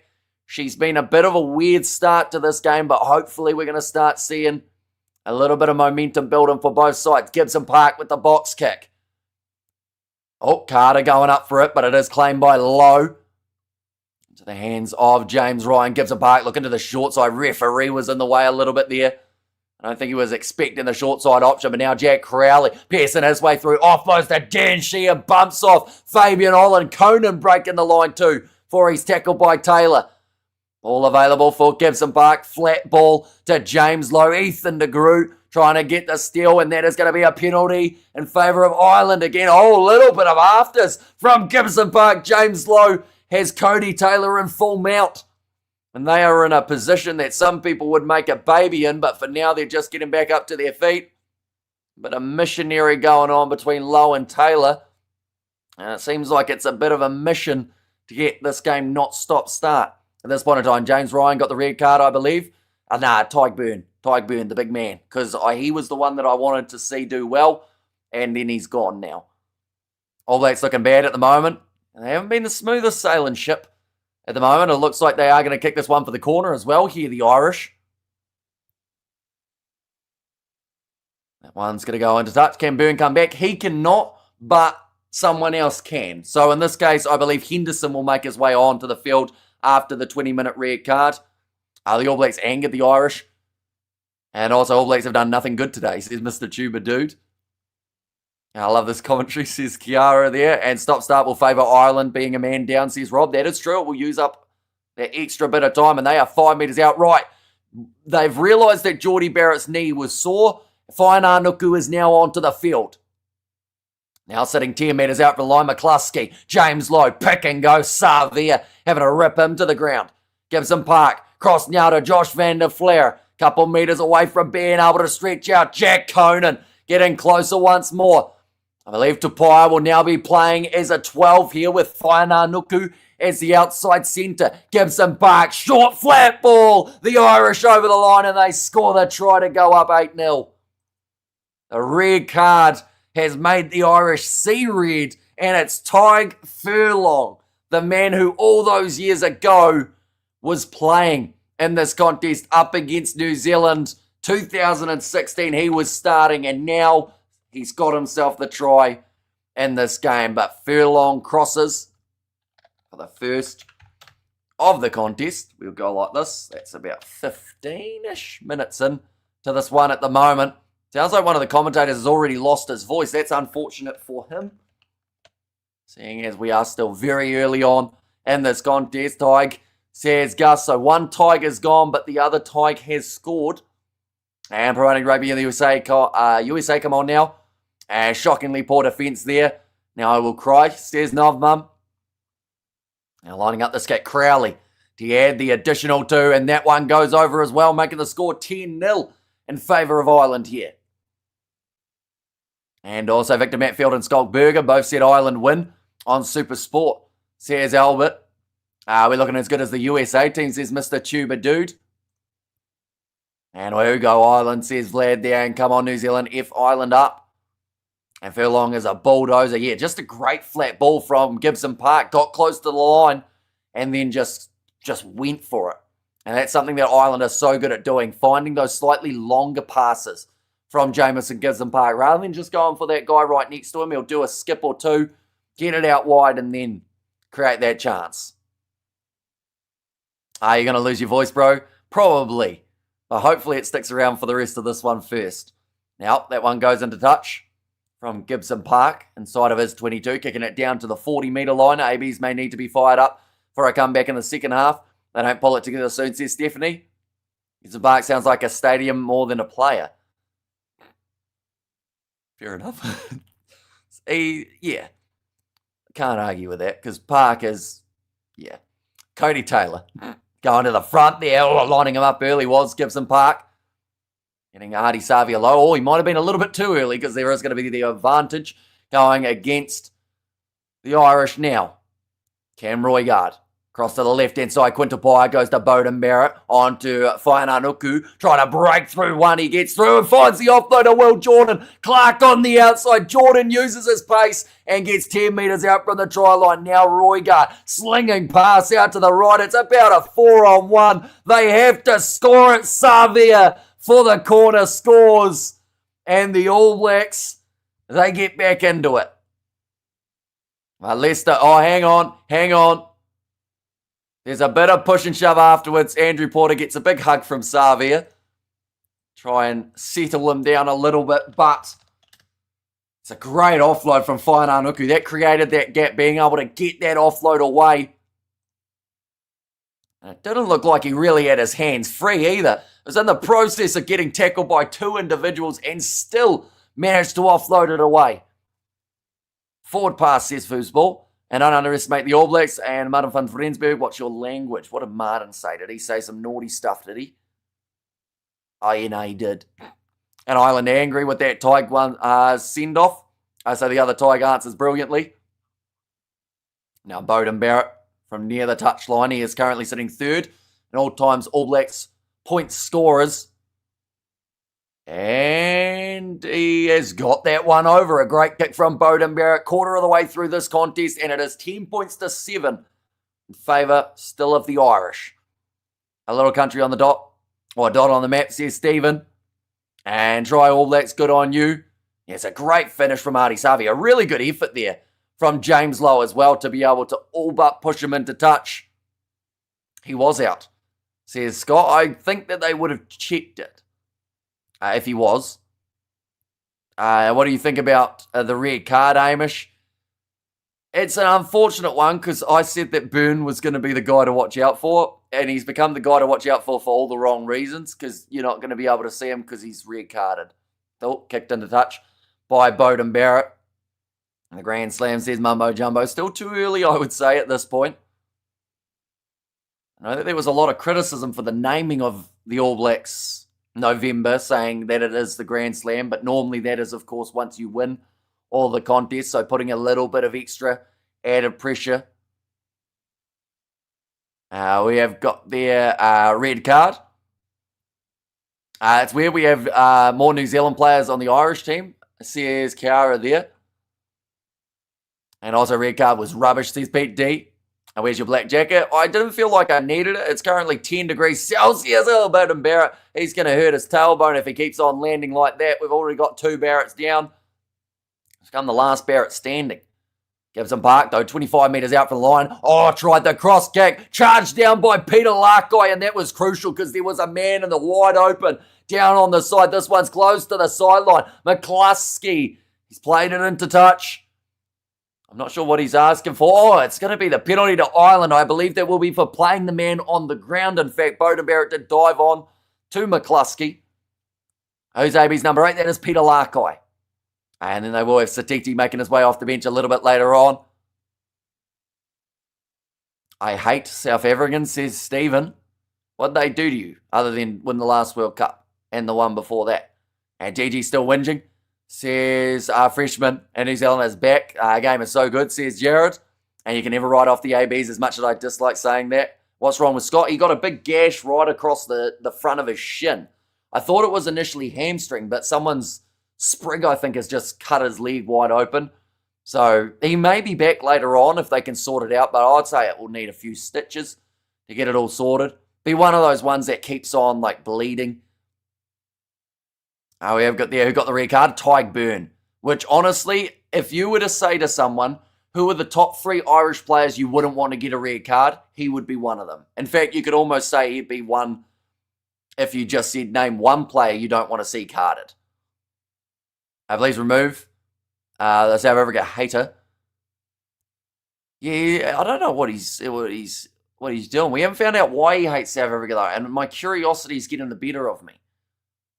Oh, Henderson making his way onto the field. That is the red card time up. And shout out to Pyroa, bro. Says it was there from Henry Stock, so shout out to you. Kiwi's gone soft, says Guan. And also, what do you reckon of England against Fiji next week? That'll be a good game because we have actually seen Fiji get themselves the win over England in England before. And when you're getting a Sky commentator's contract, I don't think they'll want to give me one. Earlier on, I said that 2 players out there on the field were in the position that some people make a baby. So I think that would get me kicked out of the box pretty quickly. We have got there. Also, oh wow, Mr. Man, I can't read that. I'm really not a fan of 20-minute reds. Another free kick going the way of New Zealand at scrum time. The Irish scrum just not quite getting it right as of yet. Beauden Barrett, he's just put that one extremely high. Chasing after it, it looks like it's going to be Quintal Pye, but well grabbed, by Jamie Osborne. Gibson Park. Cross to the left-hand side, middle of the field, and on the halfway line. Back into the pocket, Jack Crowley. I think we've seen a lot of the ball in his hands today, knock on from James Lowe. Will Jordan deciding to take it quickly. It seems like now New Zealand trying to up that tempo, as if maybe that stop-start at the start made them feel like they needed to just crank it up a little bit more. Ethan de Groot, short, flat pass at best to Peter Larkey. Beauden Barrett slow getting back up to his feet in the background. Simon Parker tip tackle on him. Or at least a driving one. Now big collision. James, well, in fact it's Jack Conan that time. Roy Guard to Whaiananuku. Good low by Gary Ringrose. We're back to 15 on 15 at the moment. Been told to use it. Roygaard just trying to roll this one back through Cody Taylor's legs. I'm a Kiwi and Barley. I have Sky Go and can't watch it, so you're doing a great job, says Joseph. Well, it is greatly appreciated you being here. I didn't mean to grimace while I said that, but that was an ugly collision in the air between Jamie Osborne and Caleb Clark. Another penalty goes the way of New Zealand. Now what do? 45 metres out from the line. This is a potential chance of taking 3 and bringing it back to 10 all. Or you kick for the corner and go aggressive. And once again, New Zealand are kicking this one for the corner. They are not running in threes. But a great steal on the breakdown from Quinn Tupaia. That one's going to be about 5 metres out from the line now. Scotland versus USA, 85-0. Have binge watched your commentary today. Love, says Penelope. Yeah, we've had plenty of games from that first Barbarians versus New Zealand 15 game. Been going through. We did the first half of England versus Australia, South Africa versus Japan too. Nisbet getting the names wrong all the time. He should have retired 10 years ago. Stolen there by Ireland at line-out time, although taken back by the Irish. Eventually manages to work his way back into the field of play, so it will not be a scrum 5 metres out. Still can't get a win over us, though, South Africans. Surely you're not from New Zealand, because New Zealand got beaten by a record margin, didn't they? So you'd have to be Irish in that case. I like the South Africa team, just don't like the fans. Oh, okay, I get you. Awkward bouncing ball, though, for Jamie Osborne when he was trying to deal with that one. Still managed to do it, though. And has it been Hamish? So far, a good advert for American sport? Not really. I'm hoping we get to see this game keep on ramping up. The good news is it's at least close. If it was a red card in a one-sided game, that's not straight at line-out time. So, again, New Zealand's line-out just not quite working out at this point in time. TMO again spoils the game. And come on, Kiwi, says Kiwi NZ. That's fine. Nobody likes the Irish anyway, says LB. Morning sun, says Craig there. Welcome in. Early morning start for yourself. But yeah, hopefully you are doing well. And are you watching the game? Out of curiosity. You managed to find some sort of breakfast pub. Do they have breakfast pubs? Surely pub would open for breakfast, wouldn't it? Currently 27 and a half minutes down. We've already had that red card of Tyke Byrne in this contest. The injury of Geordie Barrett. The injury of Scott Barrett. The almost injury of Bowden Barrett. Now Gibson Park going off to the left-hand side. Flat run from McCluskey. Manages to find the offload as well. Gibson Park just knocks it backwards through his hands. Passed out wide into the hands of Ryan Beard, who has an acre of space to work with. But Cody Taylor turned that acre into a centimetre very quickly. No, says Craig. And I always appreciate your commentary of the games. Now, trying to get that steal on the breakdown for Quinn Tupaia, told to get out of it. Gibson Park back across Josh van der Fleer.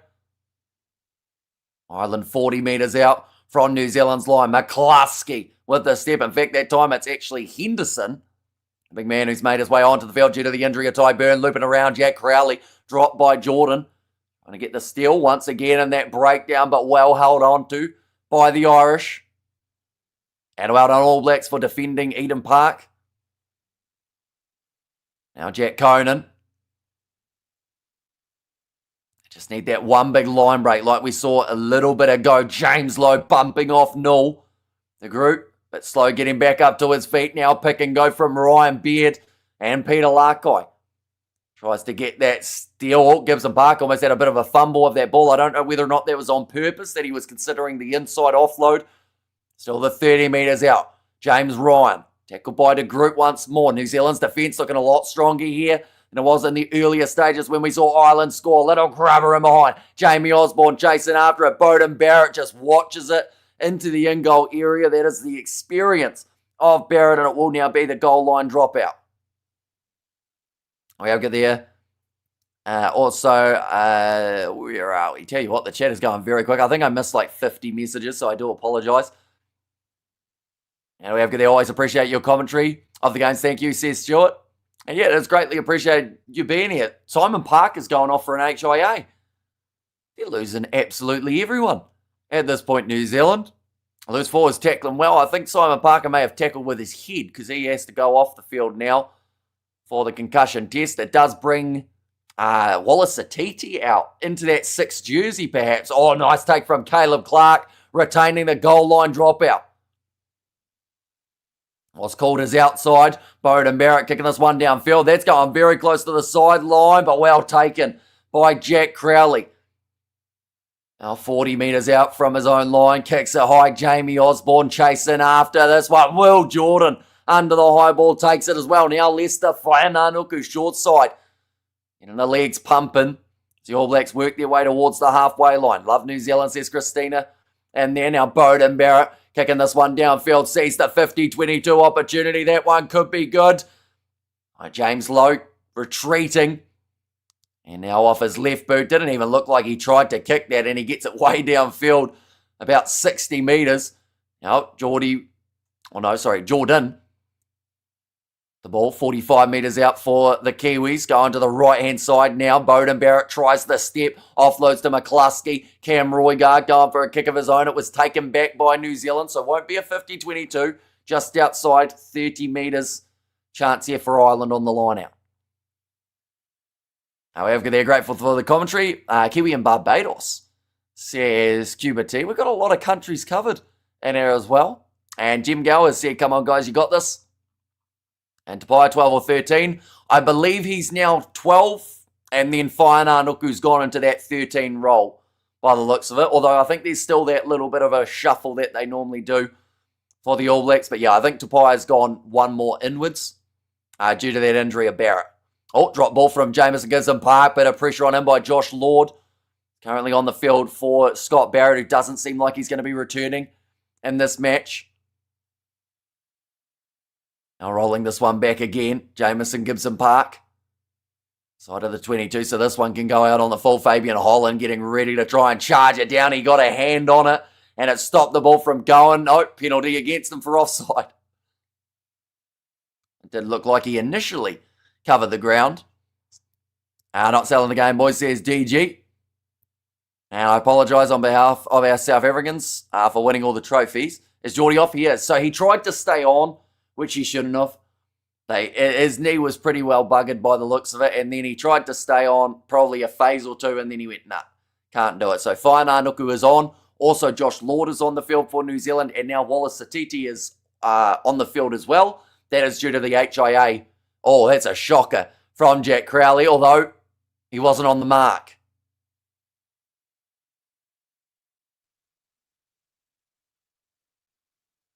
Okay, Grant Nisbet's not happy, so the referee there has said that Jack Crowley, he went a couple inches in front of where the kick was, so because of that, he's able to re-kick it even though he didn't find touch. So that's making sure that one goes out, Crowley, that time. That is a smart move. Okay, I think one of the New Zealanders there were just having a conversation to the touch judge saying maybe if it went out, you could go back for it. But with it not going out, I think they were keen to just play on. We have their cheers from Papua New Guinea. And Kiwi Paddy says Pat Ma there. Line out targets at the moment. The front has been targeted 44% for the Irish. The middle 35%. The quick line out just the 2% of the time throughout 2025. As a ref for the whole match, it is not. Ireland already back to 15 on the field, but Tyke Byrne is not able to return due to getting that red card. Who is the ref? It is Pierre Brosset. Right, Ryan Beard's going off for an HIA. By the looks of it. Oh no, he just wanted a drink. He's just a bit thirsty. That scrum New Zealand, says Studs Rays. And South Africa like to show off. I sit down with your trophies. Says Jim Gall. I can't even focus on the commentary anymore because of Stephen. Does Stephen need a spell? There we go. Stephen can have a 5-minute cool-down period. Looks like James Ryan is the man going off for an HIA, which means Ireland don't have an extra option. They'd have to bring on Caelan Doris, and from there, I guess Ryan Beard would move into the locking duo. I think that's what they'll have to do because they've lost both locks now. So Caelan Doris, he is on much earlier than he would have been anticipating. Worst officiating this match, making it very hard to watch, says Chris. It seems like there's no control, if that makes sense. Like, they're trying to keep control, but there's anything but. Now Gibson Park going off to the left-hand side. Oh, big bump off there from Caelan Norris. His first run straight at Caleb Clark, trying to get rid of him. Gibson Park, that one's gone very high. Waiting for it to come down, slap back, knock on from New Zealand. Going to be the advantage now for the Irish. Jack Crowley goes with a short pass out to McCluskey. Wanted the offload, couldn't quite get it there. And they'll go back now for the scrum again. And we'll go there. I'm 26 minutes late, stuck at work. Oh, sorry, I better update that. There we go. Currently 33 minutes through in this contest. Where I can see the game. You've got the option of Sky Sport, DSTV, Stan Sport. One of the ones in the UK and Ireland as well. Maybe TNT, I think, has it, but it's paid subscription. I think there was also a free option. I bring in Joe Schmidt and Wayne Smith immediately. Look at there, Cody Taylor's having his worst game in years. Awful line-out throwing and bumped off twice in just the first half. Has this half already been going for over 40 minutes? Yes. Yep, so they've had 46 minutes, whereas we've got through 34 minutes of rugby. Sack the groundsman at Soldier Field. And out Gibson Park, the scrum is nicely won by the Irish, 45 metres out from the All Blacks line, but a rough pass out wide to James Lowe. Gone for a little dinker behind. That's far too much on it, though. Does go dead, and the All Blacks now have themselves the scrum. Virgin Media in Ireland, free to wear, says Barry. And I'm sacrificing the big beach party to watch this at the hotel, says Thiago there. And by watch, I mean listen to you. Well, hopefully it is slightly worth it. Big beach party sounds alright, though, depending on where you are in the world, of course. And come on, All Blacks warm up already. This is sickening, says Sue. Yeah, low-scoring game. This is actually shaping up to be the same score as we saw between Australia and England at the halftime break. They've just got their 111 years in the making. Ireland recorded its first ever win over the All Blacks at this venue in 2016. From there, they have pulled off 5 wins of the last 10 matches up against the side, so they are definitely in a different era than they used to be, the Irish, as New Zealand won at Soldier Field, not up against Ireland. I'm not sure whether or not they played, I don't know where they played the USA. They did play them in the US, but I can't remember what stadium that was, which they won by about 100 points. All free kick going the way of the Irish against the scrum feed too. Who won that game? In the end, England were able to win it 25 points to 7. They actually really came out firing for the final about 20 minutes of that game. The update on Simon Parker, not yet. Satiti is still out there. Oh, a bit too much depth on that one, and Will Jordan has an easy mark. Side of the All Blacks 22. This ref loves blow full stop, says Thiago. That one's going to be kicked downfield from Will Jordan. Doesn't point touch. Crowley. Cross to Jamie Osborne. That one's close to the sideline. Oh. Bowden Barrett. That was an interesting one. He forgot to say mark there and kind of ran it into touch. And then before going into touch, kind of did the quick little hand up. Do something right, says Mr. Tuba Dude. That one's gone into touch. We're going to see it now. Oh, tell you what, that was close to Bowden Barrett getting that completely wrong.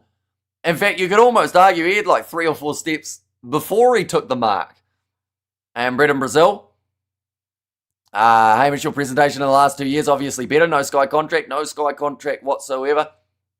I don't think there will be one, to be honest. I feel like every once in a while, when I'm overtired, my brain goes too wonky in terms of, like, we talk about food on these live streams. We talked about sharks and where they live on one of the other URC ones last weekend. That was quite fascinating. But now, step there from Lester Whaiananuku in the middle of the field. He's just trying to run over the top of Crowley, trying to use him as a step ladder.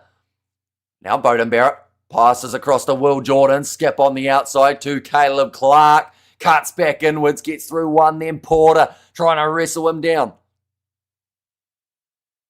This game is not a good look for potential USA Rugby fans, and who was the red card against? It was against Tyke Byrne in the earlier stages of the game, and then also, since then, we've seen James Ryan go off with an HIA. Now, Roigard, 38 minutes through this contest at this point in time. It's been a low-scoring, tight game. Now, Roigard, a little bit of a counter-ruck from Josh van der Flair. Flat ball from Jordan to Ethan de Groot. Gives us a heads up on where the ball is. Who has the possession? Right, New Zealand kick that one away. Goes into the hands of Ireland. That was a crunching blow from Caleb Clark. 30 metres out from their own line now. Ireland, they're still asking for the penalty in the process of the pass. Jack Conan trying to break through. Can't quite do it. Artie Savia. He's all right. He just had to check there. There was a buckling knee there that was forward from McCluskey. A little bit of afters there from Leroy Carter as well. New Zealand decide to take it quickly, and they're told to get out of it, and they'll go back again. There is the time off. This is for the Caleb Clark tackle. Okay, penalty against New Zealand is the call from the TMO for a high shot.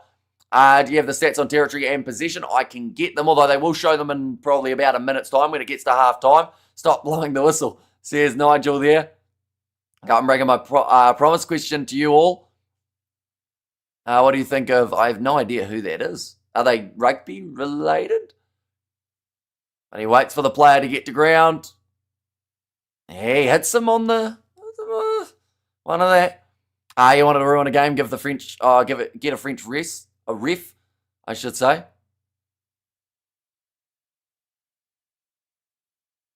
Jamie Osborne, he did the big open mouth. Ow. As soon as he did get collided with. Caleb Clark apologising. But it is going to be the penalty now. Going in favour of the Irish. TMO is active in this game big time. Now 42 metres out for the line. Ireland are going to have themselves the line out throw. You were a naughty boy, H, says Chuck. And Ozzo bent over and bent at the knee. What a joke, says Freshman. Now ready to throw this ball in, Dan Sheehan. Stolen at line-out time from Wallace Satiti. 10 seconds remaining in the half. Bowden Barrett going on the outside of Quintal. Risky offload, but it's picked up by Jordan. Now gives it to Leroy Carter. He'll kick it downfield into the 22. And I believe Ireland, they will just be able to wait for that siren to sound. That one goes into touch. Is there still time? No, there is not. It is now half-time in the contest. 10 points to 7, the same scoreline as we did see in the last contest between England and Australia. We have got their time for food, says Barry. Worst half of footy I've ever seen. All Blacks were rubbish, says Hartley. And the young and the refless, says Toby Hart. And a God took half 40 an hour. Yeah, it took 53 minutes to get through that 40-minute half, which is not ideal. Are you married, Hamish? Not that I know of. Not yet. But nothing planned at this point in time. I got too broken of a sleep schedule to go out and about. Hamish in the Sky commentary box talking about Wales, says Power Bite. And also we have got their thoughts, says the AI. As in, like, thoughts to do with that first half. Well, the thing is, if I give my honest opinion on that half, it's going to sound like I'm being negative. That tells you what I think of that first half. It was pretty rough, you know. Decent gameplay in the first half, especially the way we were overwhelmed in the first 10 minutes, Hamish, says Prasan there. Now we have got the All Blacks, says the channel. And keep going, All Blacks, says Mataputa. And also Hamish does have plenty of spawn around the country, the dirty dog, says Sander. We have got Hamish, you need moderators, it doesn't need to be toxic, says Francois. And also we have got their start, stop, hard watch, says Hugh. And Ireland, easy win, mate, no surprise, easy, mate, says Manuel. I just joined you. Is the red card for 20 minutes or a red card? So it is the 20-minute red card for Tyke Byrne, but it meant that once that 20 minutes passed, he was not able to return. So that is where we did see the switch happening. Ian Henderson made his way on And then also alongside that, it was then James Ryan went off. So Kalen Doris is on too. We've actually seen a lot of changes for these two sides. Fast 40. Seems like half was awaiting TMO. Says Lawrence, very soft card. I'm laughing, says Davey. Get yourself a halftime pundit. Hames says Bill. Very stop start. The rear card is ridiculous. Barrett received such a flat pass. Was on top of the Irish guy with no time. Barely had time to wrap his arms. And we have got their New Zealand try was forward as well. Says Aspect MC, and 20-minute rear card is better than a full match, I feel. Yeah, there's certainly a lot to talk about, isn't there, in terms of that first half. But sadly, it's not a lot of what we saw. Tyke Furlong managing to score himself the try early on for the Irish. That was when they were on hot attack. They were with 14 on the field, and it just seemed like they were fully going for it, trying to find some sort of points. They also got that early 3, which at the moment is the difference between these two sides. If it didn't have a swear word in it, I could put it up on the screen, Meanaz, but I do appreciate the donation very much. On a spin, you Hamish. Don't go there. Well, you get your cancel, mate, says DG, and weird 40 minutes. Rear card was a joke. And worst rear card ever. Worst half of footy I've seen, says Hartley. This is not a great advertisement for rugby in the USA, says Cider. Fletcher Newell has done nothing, not even scrummaging. Yeah, it's been rough. I'm just hoping second half's better. I don't know what else we can say about that first 40 minutes other than it was eventful. It was interesting. But, yeah, second half, hopefully, is going to be a lot better. These are the players who will make their way off the bench. Fun fact, we've seen about 5 of them already. We've seen Josh Lord. He came on the field for Scott Barrett due to a cut on his shin. We saw Wallace Satiti make his way onto the field due to the HIA of Simon Parker. We've seen Lester Whaiananuku make his way onto the field. That was due to the injury of Geordie Barrett. Doris and Henderson, both on the field for Ireland already. 1 for an HIA, 1 for the red card. Just talking about the 52-minute half. I've just called it a grind for that first half. But yeah, very intriguing. Next games for these two sides, which I'm sure people will be looking forward to after watching that first 40 minutes. Ireland versus Japan, that has taken place next week. And then also the Australians the week after, and then South Africa the week after that. If Ireland can walk away from their November internationals,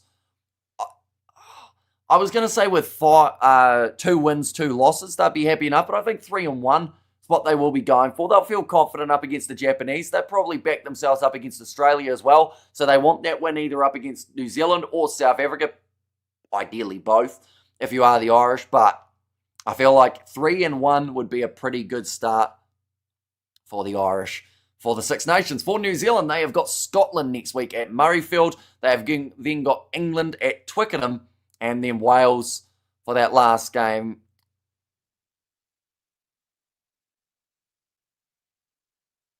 Okay, they're actually talking about it in the halftime break at the moment about how they were saying it's a bit of a rough red card, but the letter of the law says that that is a red card.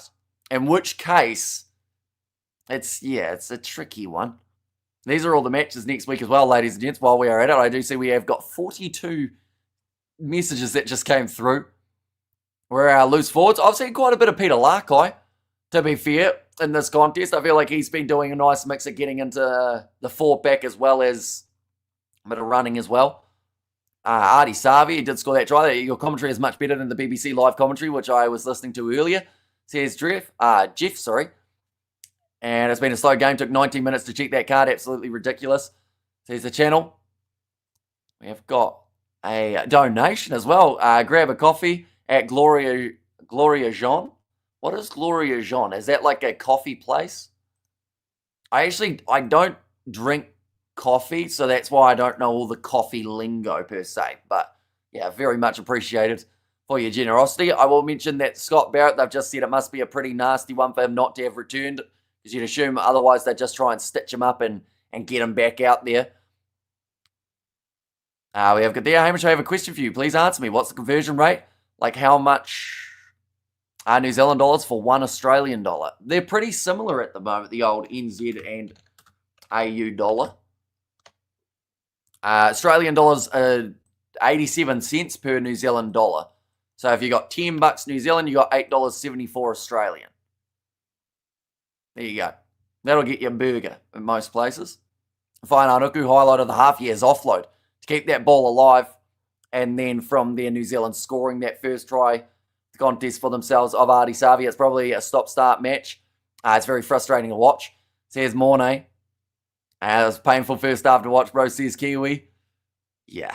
I just hope that the second half is a lot more smooth.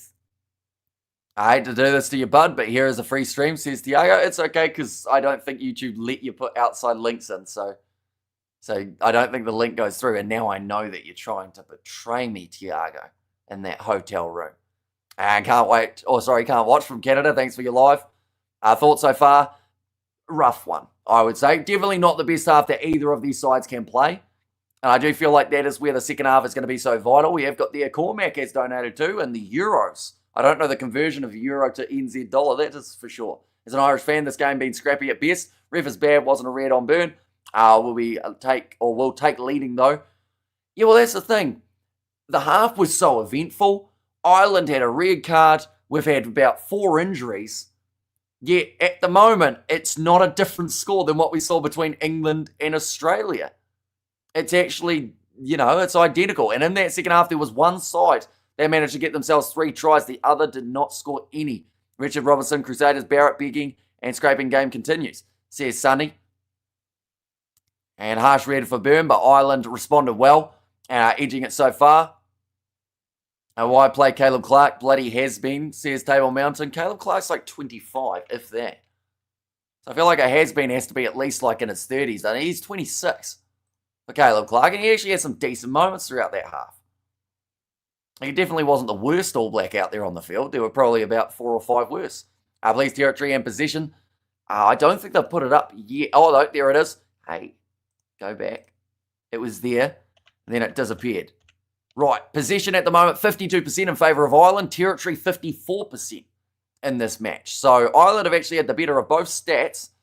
They have also got themselves 3 extra points on the board. Leicester, Tapia, Clark, Satiti are the ones to win it. Says Sonny there. Been 100% braced himself, not expecting Barrett, who ran straight into his shoulder. That's a red card. Get out of here, Pierre Brosset. Very stop-start, ref atrocious. And there too. And Cody Taylor is concussed. Is concussed. Maybe I'm concussed as well. He's out of it. Says half court, high tackle on Tommy. Should have been yellow if Byrne got a red. And navigate past the pop-up ads. Says Tiago. Don't care how bad the game is if we win. Honestly, I think both sides will go into that mentality for the second half. Like, if they can somehow pull off a win here, it's one of those games, I think most people would agree. Neither side really deserve to win this at the moment. I think both sides have played poor enough that, whoever wins, you go, okay, fair enough. But I feel like if someone can really cement the second half, get their momentum going and actually start finding some rhythm, because, it is hard to do when the whistle is going every few moments, but if they can get that kind of going, maybe someone will be happy enough. What's the idea in this game? Or for this game in the USA, apart from promoting? Not actually too sure. I think it's money related a little bit. I think Ireland get a good payday from this game taking place overseas because they also are still considered as the home team. So will the Pub of Ireland win this game? Says it was there from LJ. At the moment, they're sitting nicely Ireland. I would much rather be Ireland in this scenario than I would be New Zealand. Because the thing is, yes, they had that early red card, but when you consider it, Ireland have made 2 subs off their bench. New Zealand at the moment have had to make 3. So if you take away the fact that there was a red card, and during that period, Ireland scored and actually got, I believe, more points than New Zealand during that period. If you take that part of the game out, Ireland's have more possession. They have more territory. They might, they'd probably look at that half and go, right, atrocious, but yeah, we're winning. So that's good. The rules are pretty clear that it was a 20-minute red, says Dominic there. And boring game, says Cisco, and ref was so bad that Ireland was up 3-0 without playing a single face, says half court. And also, AB seriously need a better coach, an attacking coach. Agree 100. I don't think Scotty has the capability to turn this All Blacks, where'd that go? It does a better All Black side into other older pride full of All Blacks. We used to know with a game plan, says Brett. That's the attitude, Hamish. Any hole is a goal. I don't know if that's quite what I said, but there is better action in Dad's Army than this rubbish, and looking forward to seeing Dogbo make his debut for Ireland over this autumn international, says Fish. And halftime now, still is halftime, yes. But not too far away from that second half getting underway. 20-minute means there'll be 15-all still. The Irish will start to come up with other coping mechanisms that it was against 14-man. And our attackers so lost, says half court. Don't write New Zealand off as anyone's game, absolutely. At the moment, in terms of those live odds, Ireland are still underdogs, $2.40 compared to New Zealand, $1.52. That's about what it was at the start of this game. But the chance of someone scoring in the relatively near future just seems that little bit slim at the moment for these two sides. So the question is, ladies and gents, who will be the guy that breaks through in this game? I think at the moment for New Zealand, the most likely is Leicester Fainanuku, just with the chances that he's already been able to create. Put Love on, mate. Love's not off the bench. They have got McKenzie as that option in the number 23 jersey, which they may also look to use relatively early. Abies are unsure in attack, says Michael. And also we have got their Lakai looks the business. He's probably been one of the pick of the forwards for New Zealand. We're seeing quite a bit of Holland as well, to be fair to him. And, you know, like Savia got that try, but he hasn't got that big turnover that you'd normally see from Artie Savia. Second half just about to get underway. Looks like the Irish all huddled round Andy Farrell at the moment. And quite the stadium, says Francois. And I love need to be in the team and this end-of-year tour. He does. I think he needs to play at least 2 matches, if not more than that. But the chance of them doing that is pretty slim. Right, the ABs are back out on the field, looking at the changes that have been made. So Scott Barrett has not returned. So Josh Lord's still out there. Satiti is still out there as well. So, my apologies. Simon Parker's on the field. So he has passed his HIA. So that is one big bonus for New Zealand. They'll still be able to use Satiti as that late impact player. Fainanuku, he is on the field for Geordie Barrett. And that was due to that kind of knee injury. What does Parker even do? Says Freshman. Well, he hasn't done anything the last 10 minutes because he's been off with an HIA. Now we have got the All Blacks have lost their mana playing like politicians out there, says Pack City. I'm sure it's been mentioned, but the pitch is way too small. It has been talked about 6 metres inwards on each side.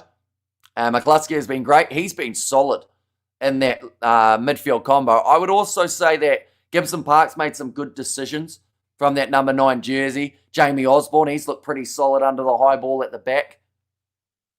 But we're ready to go. Ladies and gentlemen, second half, can we hopefully have a better half than the first? It can't be much worse.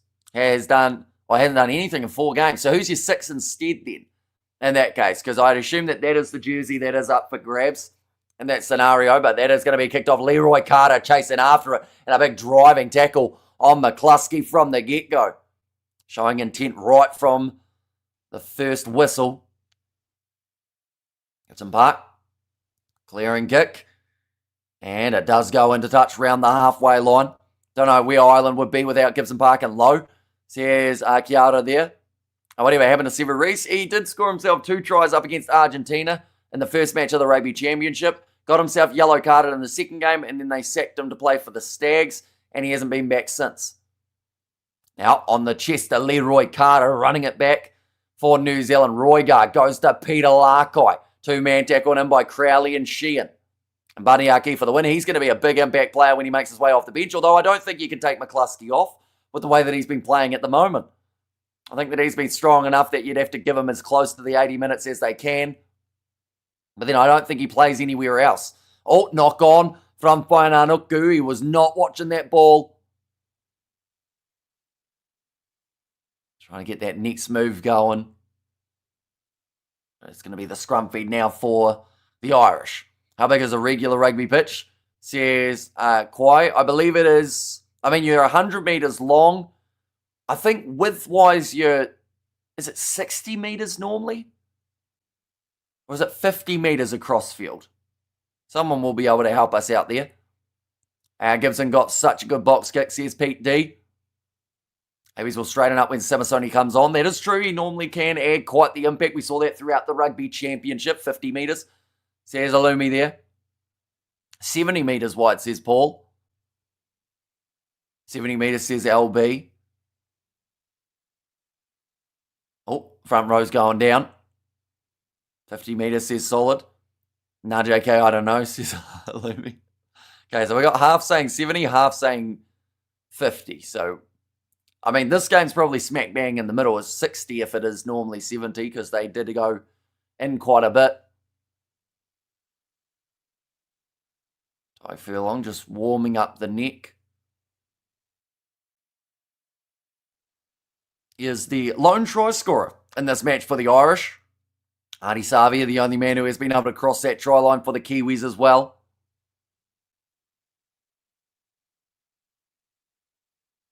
Now, ball's going to be fed in. 100 by 70, says Barry. Now going short side. Jamison Gibson Park goes to Crowley. Didn't quite get it on the outside. Nice tackle made by Cam Roygard. Gibson Park.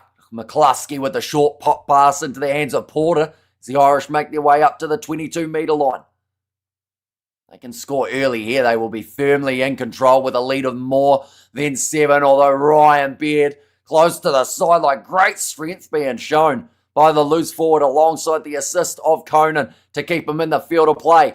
Big collision on Josh van der Flair. One going low, one going high. Well, not too high though. McCluskey. Another tackle made by Savia. Gibson Park, grubber and mine from Crowley. Back there covering was Will Jordan. Does look to clear the lines. That one won't find touch. Nice take from James Lowe. He's going to go for the chip in behind, just trying to play that little bit of territory, but it has gone straight into the hands of Cam Roygard, who shanks it. And that was the celebration from Lowe. That is exactly what he wanted from the All Blacks, to end up feeling the pressure, kicking it out, and giving Ireland the attacking line-out opportunity. And come on, more All Blacks, says Kiwi there. Please, Hamish, don't only just back. Cheers for green luck.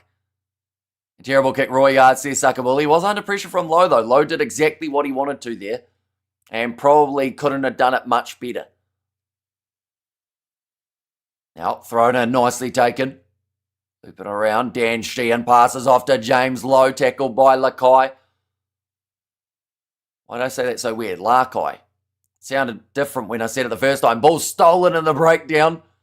Now, Bowden Barrett, he has to clear the lines of the All Blacks. Again, that one's gone into touch. Looking forward to the next weekend's rugby, South Africa versus France, says Faisal. Yeah, a few big games taking place next week. The Irish have got their game up against the Japanese. New Zealand will be playing Scotland, but alongside that, England play Fiji. And England are going head-to-head with New Zealand, 15 as well. A good turnover from Savia, says Rodney, and that's the type of turnover I was mentioning at halftime we hadn't really seen from Ardie Savia as of yet. But gets in there, rips it away. Sheehan now with the line-out throw, 45 out from New Zealand's line. That ball's stolen by Josh Lord. The group goes to Roygard, now Lakai. Finds Quintupai, Lester Fainanuku. Numbers now on the side. Poor pass from Will Jordan. Too far behind Caleb Clark. And it's another mistake from this All Blacks backline that just don't seem to be on the same page. Ground looks very hard, no watering, says Claus there. And also, I just listened to that song, A Breakfast in America. It's irritating me a bit now. Razor giving All Blacks bollocking. Get your stuff together. Kiwi's thinking this was an easy win, says IRL. Yeah, my score prediction's still looking all right. I went 28-23. I feel like once this game cuts open a little bit, we're going to see it go either way. Rugby constipation is what this game feels like, says so. How many is that supposed to be Samoans? I think it is, but it is some Somans. Fiji's playing in this team. And this easy game, or the easy game against England, is just around the corner. England got a good win over the Wallabies, though. It was quite impressive what they were able to do in the second half. I know that you don't like them, Stephen, but they did well. Clark overran it. Says Tai Nui. But now this one going. Trying to get this one moving forward. Gibson Park pops it up to McCluskey on the halfway line. Quintal Pye wanting the steal, and they'll go back for another penalty in favour of the Irish. What have we found? Against the All Blacks for offside. This one is. How popular was AC/DC and Midnight Oil in New Zealand, considering they were Australian music bands? Well, I'm probably not from the right era to judge, but I mean, I still know about AC/DC. I'll be honest, I don't know Midnight Oil. Right, low scoring test. They have decided to go for those 3 points that are available. New Zealand love those bands, bro. Says Sandor. Seems like Bowden Barrett was not too happy with that one. And South Africa can go to bed and sleep soundly. Says David. And Tapai was a mile offside, says Ronnie. I think about 5 of them were for the All Blacks, just getting that timing wrong. Crowley currently sitting 2 from 2, 46 metres out for this kick to give them the 6-point win. 6-point lead. Not quite a win yet.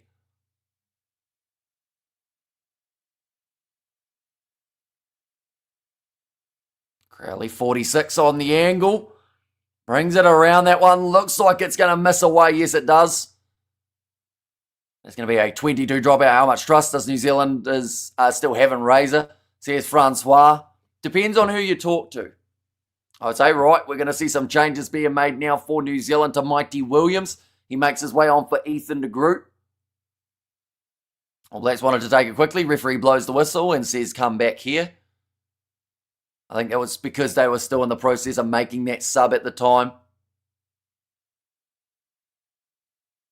Or at least that's what we will assume. Time is now back on. Possession 53%. In favour of Ireland, 57% territory. So still dominating the stats. Well, not dominating, but, you know, it's a bit of an advantage there for Ireland at this point in time. They have looked the crisper when it comes to their attack as well throughout this game. Kicked them behind. Awkward one, but well taken by Bowden Barrett. Decides against running and instead will kick that one into touch 25 metres out from Ireland's line again. Razor and 3 Barretts need to go get a job at McDonald's, says Timble. It is interesting though, because at the moment there's only 1 Barrett on the field, and New Zealand aren't playing any better than when there were 3. So I don't know if it's completely a Barrett fault there. Oh, maybe in a Holland getting thrown across on the line out. But no, it's just something's not clicking. The attack just seems to not be working. Of course, Bowden Barrett, he has gone for quite a few chips in behind, or at least boots downfield just to try and play that territory game. But I think Ireland are happy enough to be engaging in that. Going up for the high ball, nicely taken by James Lowe. 40 metres out from the line. Could this be the first time the ABs lose against 14? They're currently playing 15. 20-minute red card. Now, off to the right-hand side. Gibson Park pops it up to Ryan Beard. Now across to Andrew Porter. A few players getting a little bit slow back to their feet, such as a Fletcher Null. And the penalty again goes the way of the Irish. Can we get a couple more gingers? Oh, New Zealand more or march back 10. Okay, Cody Taylor's just apologising there to the ref. He said, I wasn't talking to you, I was talking to Tyke. So obviously some words exchanged between the front rowers.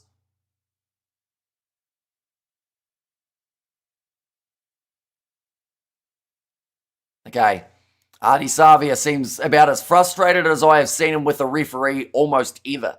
Back chat, not a good sign. Yeah, I think it was, although from the sounds of it, Taylor, you'd assume that he was telling the truth when he said I was talking to Tyke rather than the ref. It's Rico's fault. Says Gary, the ref is annoying. Get rid of Barrett. Put on the running list 5. I lost composure now, says Studs Rays and Mouthy ABs. Such a bad look, says Washer Dry. And also, FFS turned the TV off, says Johnny Blaze, but this one makes it a little bit easier in terms of that kick. It's time for Jack Crowley. Should be able to just slot it over. Trying not to sneeze. Jack Crowley does get that one over, adding the extra points. Making the score now 13 points to 7 in favour of the Irish. They're mouthy because of frustration, says Ivanos. It sounds like it might be a better game than the scoreline would suggest. No, not really. Oh, nicely taken by Caleb Clark. The All Blacks managing to retain their own kickoff. Bowden Barrett passes to Josh Lord, who had to drop to a knee. Space opening up now. Fabian Olam, wide cutout pass to Leroy Carter. It was one of the better attacking plays that we have seen from New Zealand all throughout today. Why would they rig this? Says Quay there. Now Roygard goes back across to Peter Larkeye. Short ball to Josh Lord. Maybe need 2 or 3 tries. Come on, G's. Not really. Fair enough, says Youngko. Yeah, it's been a bit of a rough one so far. A 51-minute first half. Put on a running first 5-8. So you're saying McKenzie for Barrett. All drop ball from Fabian Holland. The turnover for Ireland as they kick this one down the middle of the field. Nicely taken. Bowden Barrett. And that one's going down towards the sideline. And it does go out. James Lowe takes it quickly. Ireland now wanting to push the tempo. Crowley chasing after it. And a step from Will Jordan, dragged down by Ryan Beard. Very good defence coming from these two sides. And I do think that, rush defence. Caleb Clark attacked by Gary Ringrose, but does bump him off and continue running. Fine Arnuku thought about the gap, can't quite get through the defence of Kalen Doris. Roygard trying to up the tempo. Bowden Barrett kicks the ball away again. Straight into the hands of James Lowe, who will send it way back downfield. And New Zealand, they might get lucky here with the bounce of the ball. No, they don't. 5 metres out from the line. Bowden Barrett now will kick this one into touch and lose the All Blacks 30 metres. We have got there. Can you just turn your camera and let us watch? Sadly not, because or else it would get me taken straight off of YouTube for copyright. And so many kicks. New Zealand seem nervous. And come on, Ireland, says David there. And AB's losing the kicking game. Yeah. And New Zealand Rugby gone, says Colin. An Irish team has a high age profile, though. Says Net Noddy. Can you slander Barrett? I mean, I don't know about slander him, but that was a very poor decision from Barrett to kick it downfield to then just let James Lowe boot it. I'm so bored with the US of A. Says DG, who is the stronger bench. We actually had this debate at the start of the game. I think they were pretty even. In terms of at the start of the contest, I do think that New Zealand have a couple of really crucial players to bring on. Tolkiaho being one short side now. James Lowe just about stays in the field of play. And now he's out. But yeah, I'd say that for New Zealand, Tolkiaho, massive in this one. And also I think that Damian McKenzie has to come on right now. And I know that some people are still split in terms of who to have, McKenzie or Barrett, but they just need a change. In this one, it seems like they're just going through that same cycle over and over. I've seen some bad performances by New Zealand, but this one has to be one of the worst, says Hartley. Can you say one more mean thing about Barrett, or does he get the Dan Carter treatment? Says Timble. I don't know what else. Like, it's just been the kicking that's been his problem. Like, defensively, he's been solid in this one. It's a rigged game, says Colin. Bowden Barrett kicking position away, what's new? See there, Tolkiaho trying to fire up the team. We have got there, don't like how Lowe celebrates a bit like Vai. Says Net Noddy. And get Richard Mo'unga back from Japan. Take Bowden Barrett off, says Zion. Now scrum feed for New Zealand. They are within their own, not quite within their 22, about 30 metres out. I do see there Bundy Aki warming up on the sideline. That is the type of thing that if you are New Zealand and you can't find your rhythm, that's the last thing you want to see. A man like Bundy Aki to make his way onto the field. With 25 minutes still left. The Irish crowd chanting loud and proud. They will be happy enough. At the end of the day, they were the side that got the red card, but they are the side who are up by 6 at the moment. There is an advantage at scrum time for New Zealand. Quinn Tupaia trying to find his way through. They will go back for the penalty for Lester Fainanuku leaving his feet. So back to the scrum penalty. Favour of New Zealand. Never thought I'd say this. This has been the most boring rugby game I've ever seen. It's been rough. I don't know what else to say other than it just hasn't been a great game yet. The thing is though, these two sides, I feel like the last 20 minutes can save it. You know, like, I'm hopeful, but I'm also worried that we're going to get more of the same. Irish players play for the Lions, says Michael. That is true. This game is so stop-start, says Yeti. Yeah, neither side really have been able to get that full flow, and I do think that Ireland have probably adapted to that stop-start a little bit better, which could represent that extra 6 points, although also the ill discipline from New Zealand has not helped that. Stoppers, he's doing his best. I can't watch it. You're doing a great job calling the plays, bro, says Murphy. Now ready to throw it in. Cody Taylor taking time, and it's stolen again. Oh, he's just clattered. Jameson gives a back. That was high from Taylor. Oh, no, referee says shoulder. So it is going to be play on. Ian Henderson. I'm sure they will check that one, though, because it did look pretty high up. And Americans must be laughing at this game. Trash reffing, so boring. Says I. Start, stop, says Ruanel. And that one's going to be put high. Lining it up, Leroy Carter, solid under the high ball, but he's wrestled down by Bundy, our keeper, his first tackle.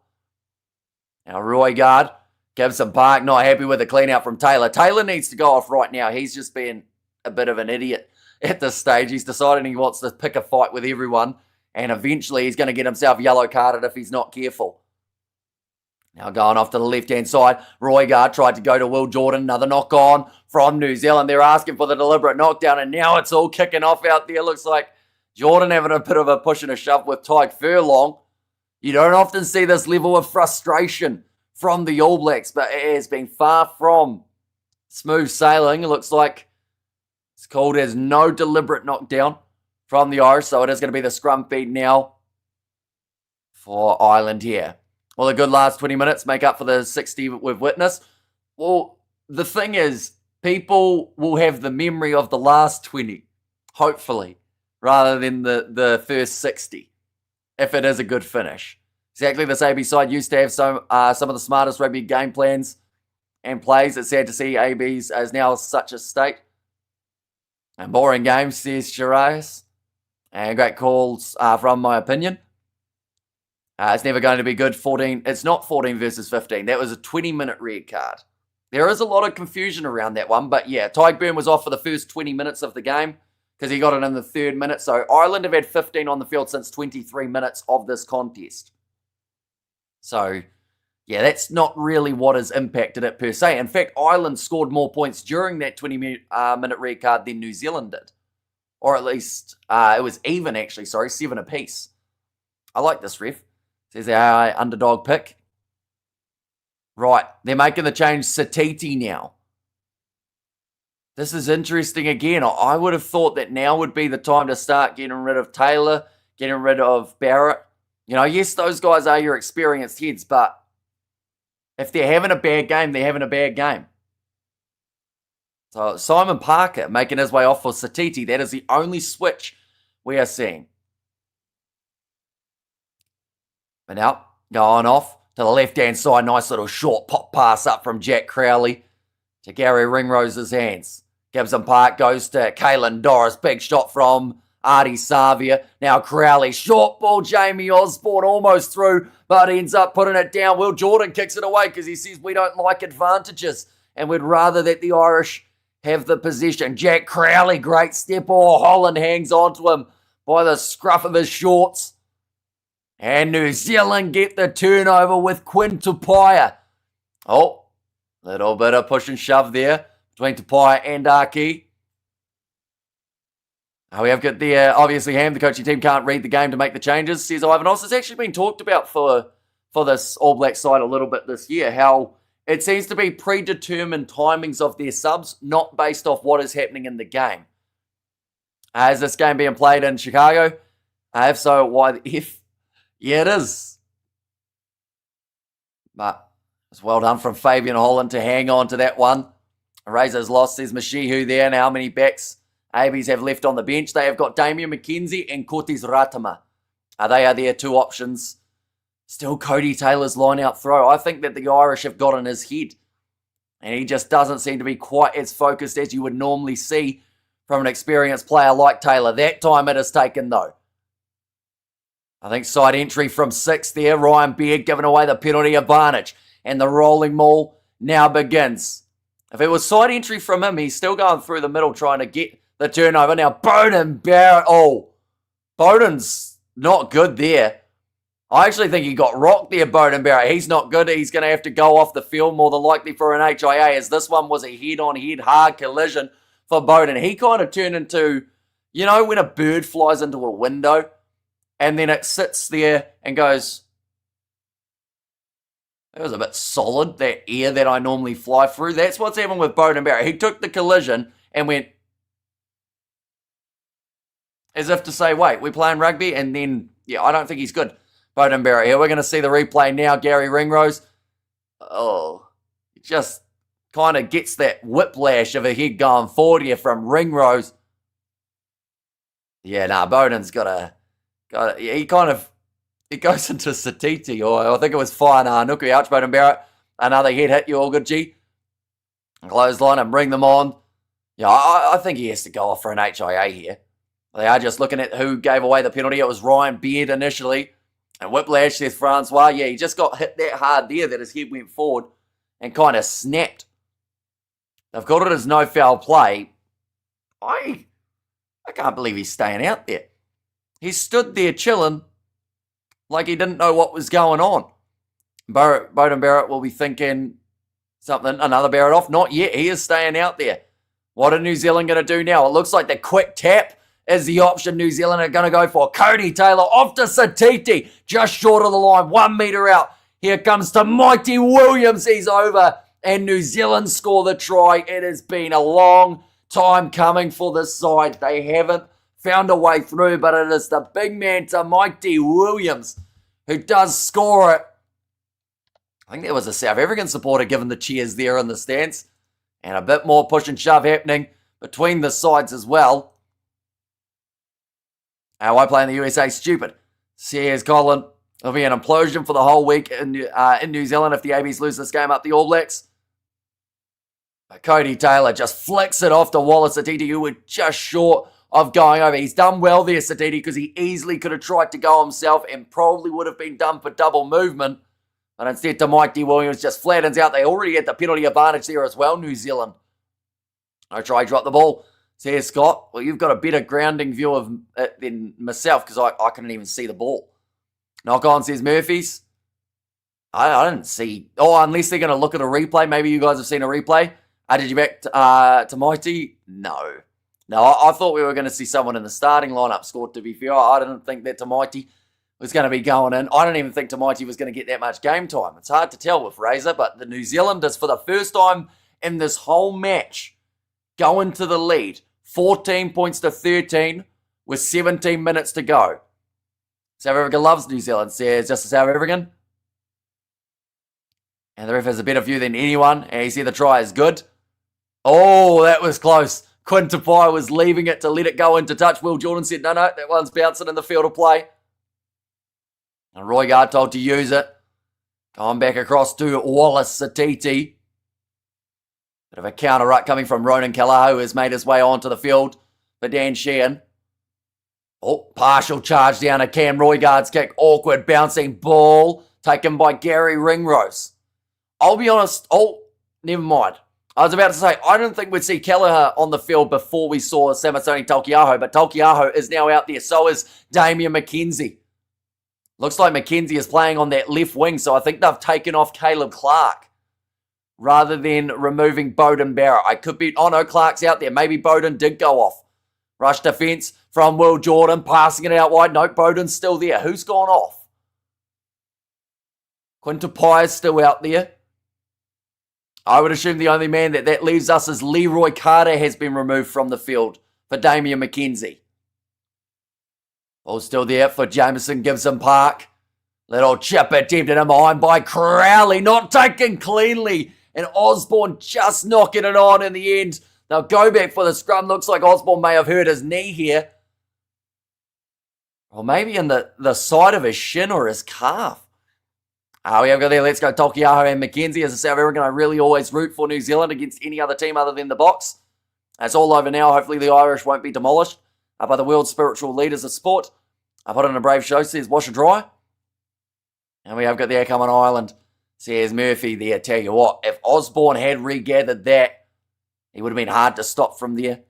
As Razor had a head knock. Says Donna in there too. Yeah, I think it's just all predetermined in terms of when players are making their way on for the All Blacks. I thought Fletcher Newell looked pretty tired about maybe 15, 20 minutes ago, but he only recently, I believe, made his way off. In fact, he may still be on.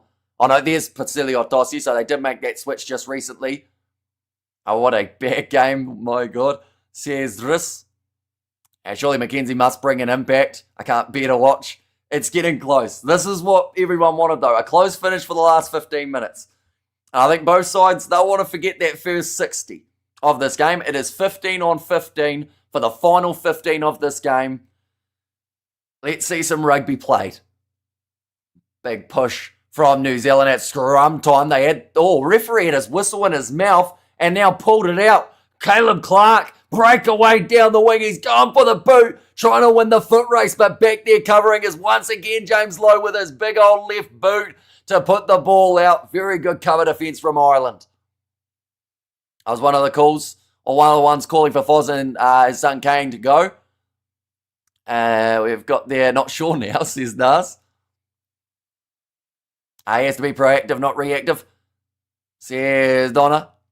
And also go Ireland, says Yako. Now thrown to the back. Samasoni Tolkiaho going to Caleb Clark.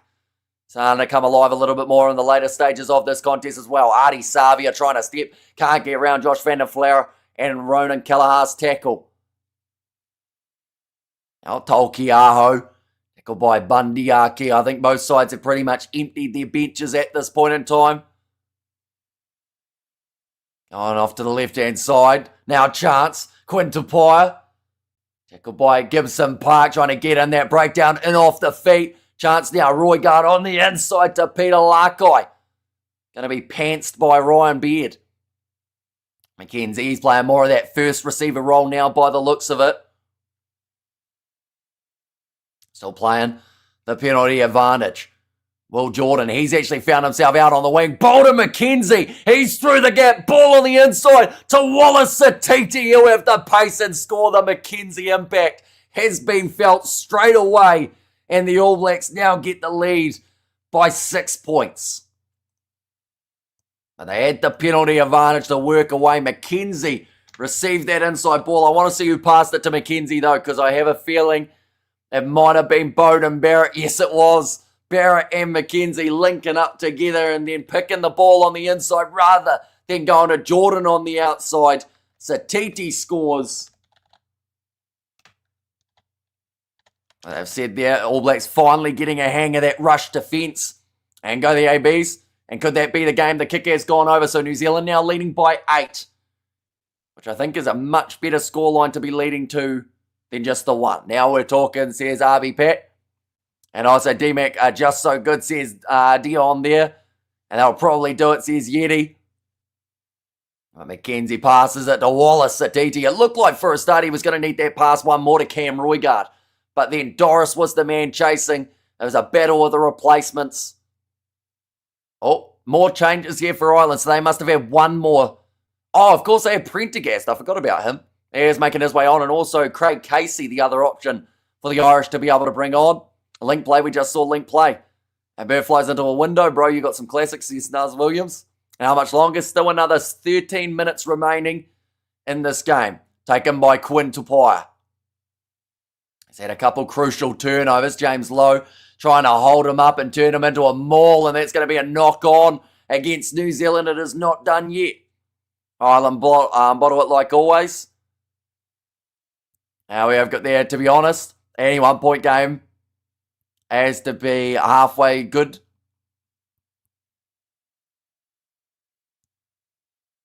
But a little step from Quinn Tupaia and James Lowe just hanging on to him there too. Just a little knock on, they have said. Anyone's game. And the update your screen, bro. 1 second, I'll shake me mouse. Sometimes it takes a little while. Is it going to do it?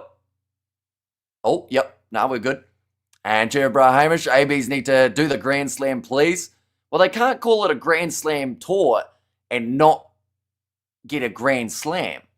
Because what if you win 3 out of the 4 games? Is that still considered the Grand Slam tour, or is that just a Northern tour? Kiwis are brutal on the ABs. We want the best, says Nick. Craig Casey puts that ball into the scrum, so no more Gibson Park. Craig Casey, he's been a dangerous player throughout the URC. Goes to Jamie Osborne, 15 metres out from the try line. Casey finds the hands of Josh van der Flair, trying to get the steal with Savia. Using the forwards here, Ireland, before they look to shift it out wide. There's a little knock on from Ireland as well. That's Paddy McCarthy, the youngster on debut, just having a bit of a fumble of the possession. 12 minutes, we got one more try in us. Is that for Ireland, or is that for New Zealand? I assume that's for New Zealand, right? We just talked about Joe McCarthy. His brother, he is already Irish capped international away, currently due to injury, I believe. The referee touches down for another All Blacks try. Says Connor James, one moment, I am about to sneeze, so I will very quickly mute.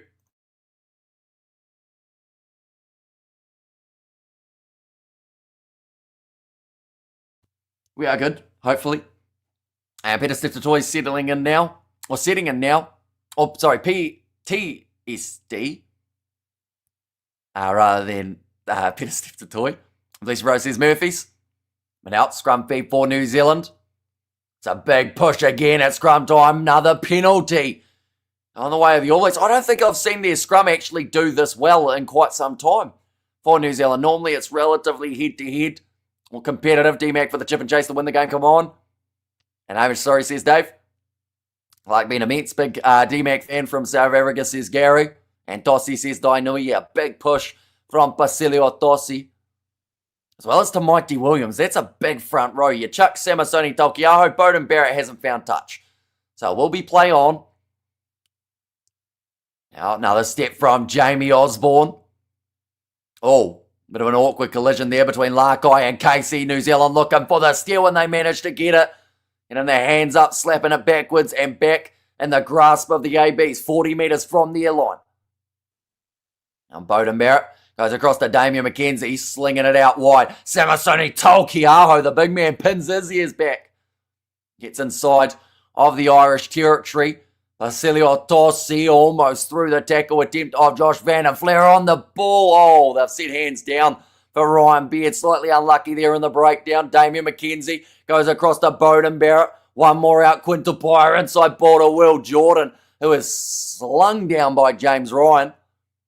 Still got that penalty advantage. Savia pick and go. Goes to Roygaard.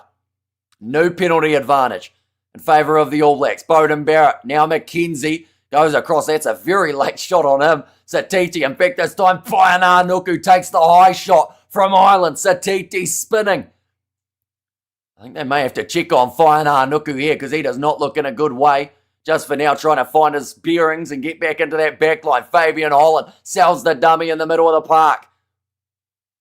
Pick and go from Peter Larkai, trying to use that leg strength to get past McCarthy. There's some slow players getting back to their feet. Caleb Clark, 2-man tackle on him by Ireland. McCluskey. On him, in fact, it was James Ryan. Another penalty advantage against Ireland. New Zealand just using up time. Still the advantage. Looked like maybe a knock-on from Savia in the breakdown. Roygaard goes across to Caleb Clark. Finley Beelham makes the tackle alongside Ringrose. Savia showing off his step. 15 now from the line. Some hard yards being made by the ABs. The netball pass on the outside from Jordan. On over the top, but they will go back for another penalty advantage. This is where New Zealand have the option of either going for the corner to try and fully cement this game, or they can kick for the 3, slow it down, use up a minute, and then after that be ahead by 11. That takes them outside of a try for the Irish and a 3-pointer. That's all we wanted to see, says Vic Mars. And kick to the corner, Taukeiaho. It's probably a very good option. At the end of the day, Samasoni Taukeiaho, he was one of the most clinical when it came to rolling mauls throughout the Rugby Championship. One of the worst refereeing games I've ever seen. Literally, I have had 15 minutes of advantage, says Jax Murphy there. Yeah, I think that the refereeing has left a lot to be desired from this game. been extremely stop-start. Even from the first, 2 minutes of this game, we already started having those moments. Trying to go upstairs to look at that Tyke burn, which turned into a red card. Not straight throw from New Zealand. They're not happy about it either, Tolkiaho.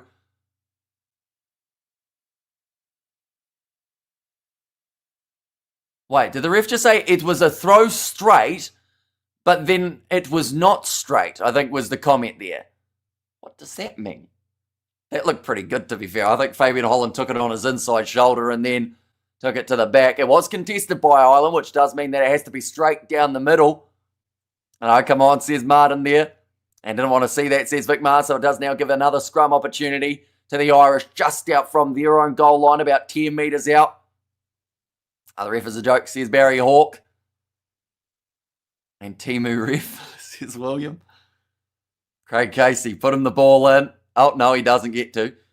We got another scrum reset. Now, at this stage, I don't think New Zealand would mind having scrum resets and whatnot, because it does use up a little bit more time off the clock. How long to go? Still another 5. Oh, sorry, I've got to update my time, don't I? I keep forgetting to move my mouse. There we go. But still another 5.5 minutes remaining. How come?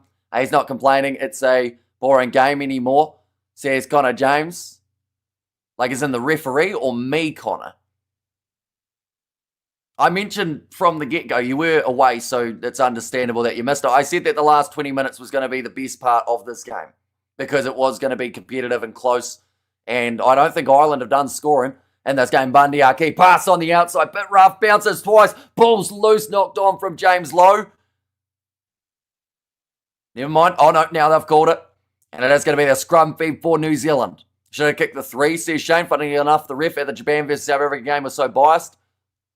I won't let that go. So biased, it was even funny for the box fans around us. Says Fleshin. Good to see Cam on full, 80 uninjured. Says DG. 5 minutes to go, we don't have a chance. Says Kiara. Yeah, if they want any chance of getting back into this game, Ireland, they need some form of points, and they need it very soon. It's got to be a try within the next, I would say, 2-3 minutes, which means they have to win the scrum penalty. Irish are awfully quiet as a chutes mouse. We have got there, you was happy when the ref was on your side, says Solo, and also we have got there the ref's first game, says Murphy. We had a rugby turn into a 20-minute game. I mean, to be fair, this game, like we said, if we get a good last 20 minutes, we can try and forget about that abysmal first 60 from this game. You did say that, you're a legend, says D. Snell. Hello, celebrating that turnover.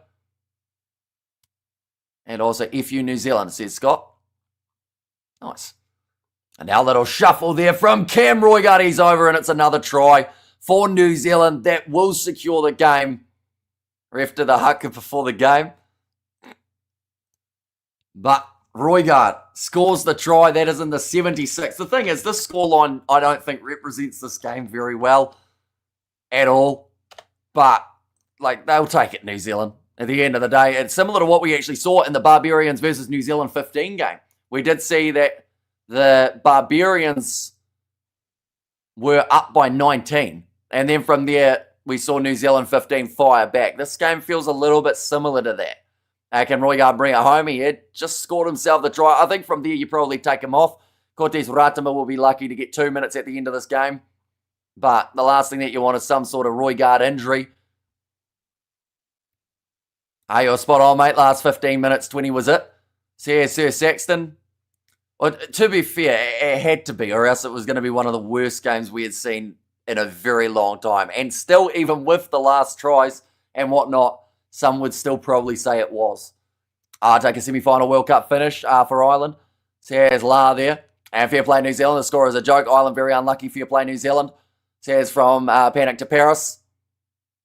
The kick has missed away to the side for Bowden Barrett, making the score still 26 points to 13. 2 converted tries would get Ireland into the lead. This is absolutely sickening. Why? Says Connor James. Do you think either of these sides will be rushing to go back for the USA for another match? I feel like they'd just say, no, we'll just play it. We'll play it either at home or away. What time you start in the stream? So I can nip a bit or nip down to the bottle O. So I am going to be starting 15 minutes before kickoff. So 5:45 p.m.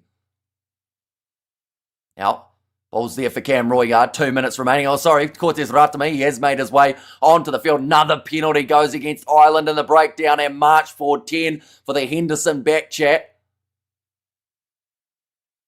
Oh, he's got to be careful here. He's still going. Ian Henderson. Alicia Munster won Argentina 15.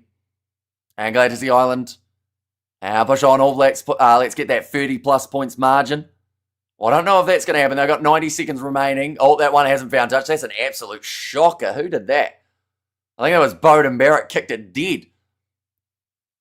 If he was going to do that, he might as well have taken the tap and had a drop kick attempt. Ireland number 2. They are number 3 in the rankings at the moment for the Irish. So New Zealand will remain where they are. And at the moment, they are leading by 13 points. If they get a little bit more of a boost and win by 15, that would mean that they actually finish with a 1.47 plus. Whereas if they were to just win this game, they'll get about a 1 point. So there's a little bit of extra on the line. How do you kick it dead? I don't know what he tried. I think he was going for a banana kick, but it just kicks straight. You know when you're going for a slice on the golf course and you hit it dead straight into the other fairway? That's what Beauden Barrett just did. Defence Ireland, says Murphy's. They have got themselves a scrum feed here with just the 40 seconds remaining on the clock. What's the stadium attendance count? I think they said 62,000 just before. So a pretty decent attendance for this match. We've got Megan with the muscle emojis in there as well. Heaps of times. There's Trio. 25 seconds remaining on the clock now. I was eating at my neighbours and find out they cooked a better meal than Mum, says Sue. Why does Beauden Barrett kick for the All Blacks? It's a good question. He goes all right at times, but at other times he doesn't.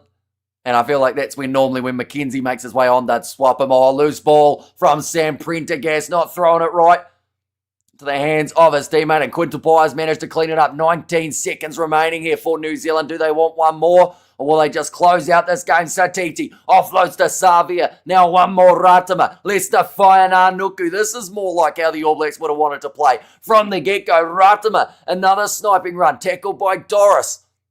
They're 25 metres out from the line. Tolkiaho now. McKenzie crossed to Holland. Had to hang on to it.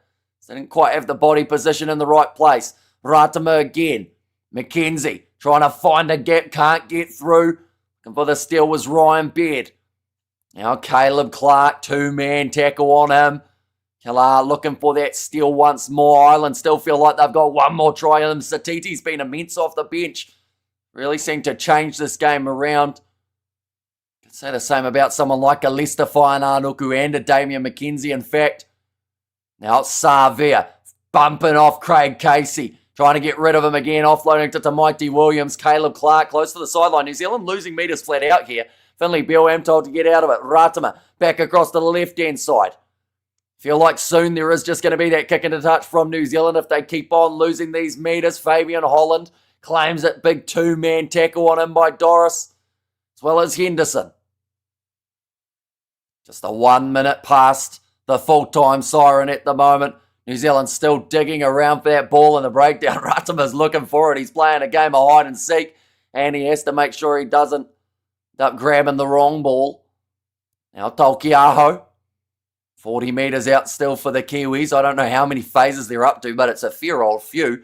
Now Beauden with a wide skip pass out to Peter Larkai in the wide channel. Big bump off of Osborne. I think that time it was Tommy O'Brien. Just inside of their own half now, New Zealand. They've probably lost 30 minutes. That was a nice salad dummy from Josh Lord. Now Ratama back across Will Jordan. The last thing New Zealand want is to have someone injured here. Now skip pass, all good hands from Savia. Pop ball on the inside. It was forward from Caleb Clark. They're going to give the try to Leicester Whaiananuku. No, they go back for that forward pass. Oh, stop celebrating. He's doing a celebrate moment there to the crowd. He's going, look at me. He's pumping out his chest. Forward pass. They're going back for it.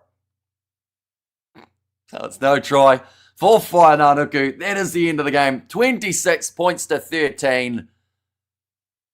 And I think there's a lot of people glad that that one's over. But they're saying the Grand Slam hopes are still alive. But there's certainly a lot to improve on for both of these sides. I think I don't even know what to say about this game. It was a weird one. Piss ball promotion of the game. Says DG there. Yeah, it wasn't good. The ref is a joke. What part of New Zealand is he from? Says Connor James. I'll be curious about the penalty count, to be fair, in this game.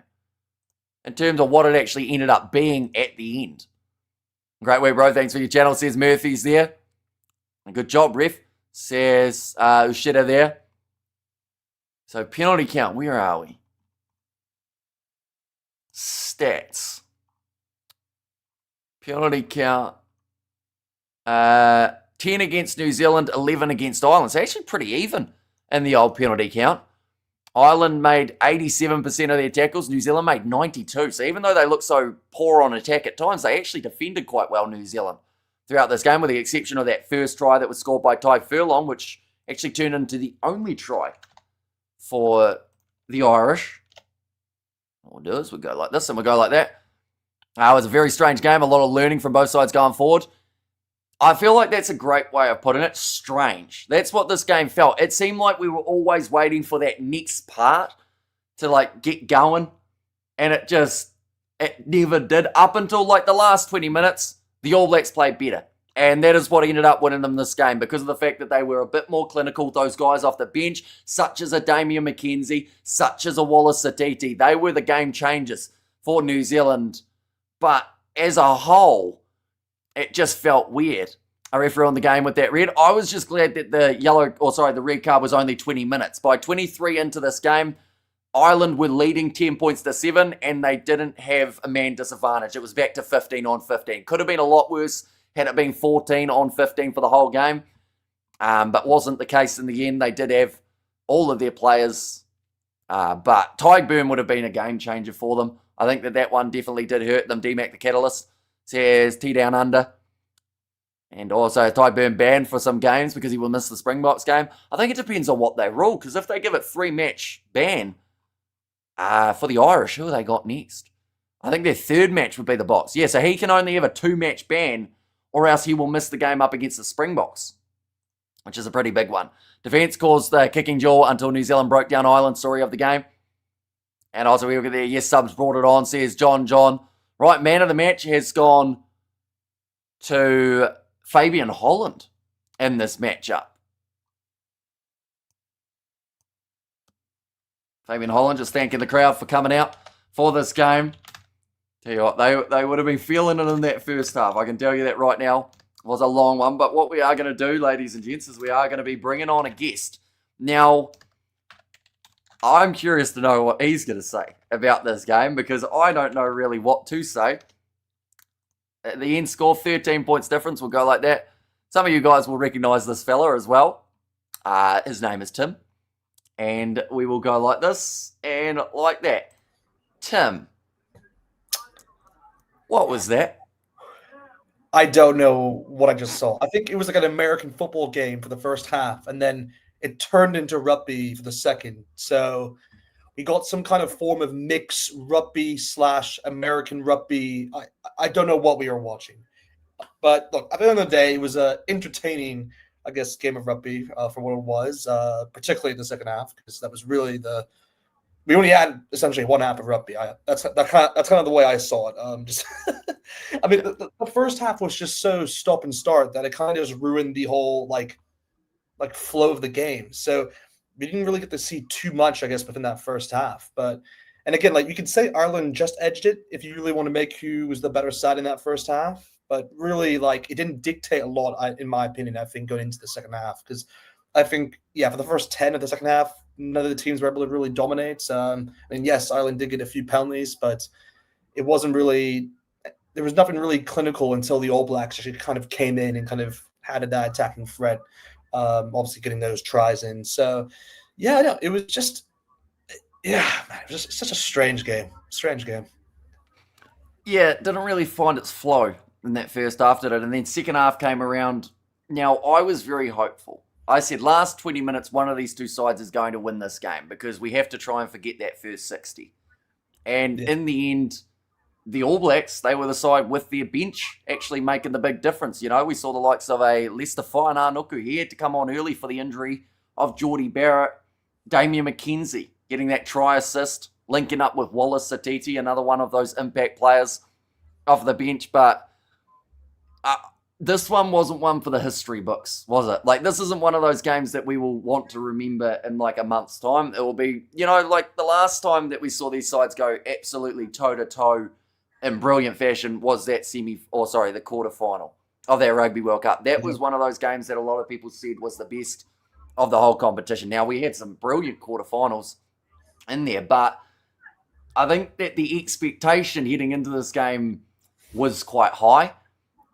And then it was even worse in terms of what we saw out there on the field. Like, they just didn't go. Like, what I can say is that, like, the previous time these two sides faced was actually within Ireland. And that's a game where I can honestly say All Blacks deserved 100% to win that game, just for the way they played that game, how they dictated that game, the tries they scored from that game. Everything was, like, just carefully just measured. It was perfect in terms of, like, what you want to get out of a game within Dublin. This game, it was such a different, like the scoreline doesn't really reflect like what the two sides were really within this one. Because I mean, look, Ireland, like I said, they actually were very clinical at times. It's just they weren't able to get over the line. And of course, that early kind of red card kind of just swayed kind of the whole thinking around what are those Ireland going to do really, because it forced them to kind of make subs very early on.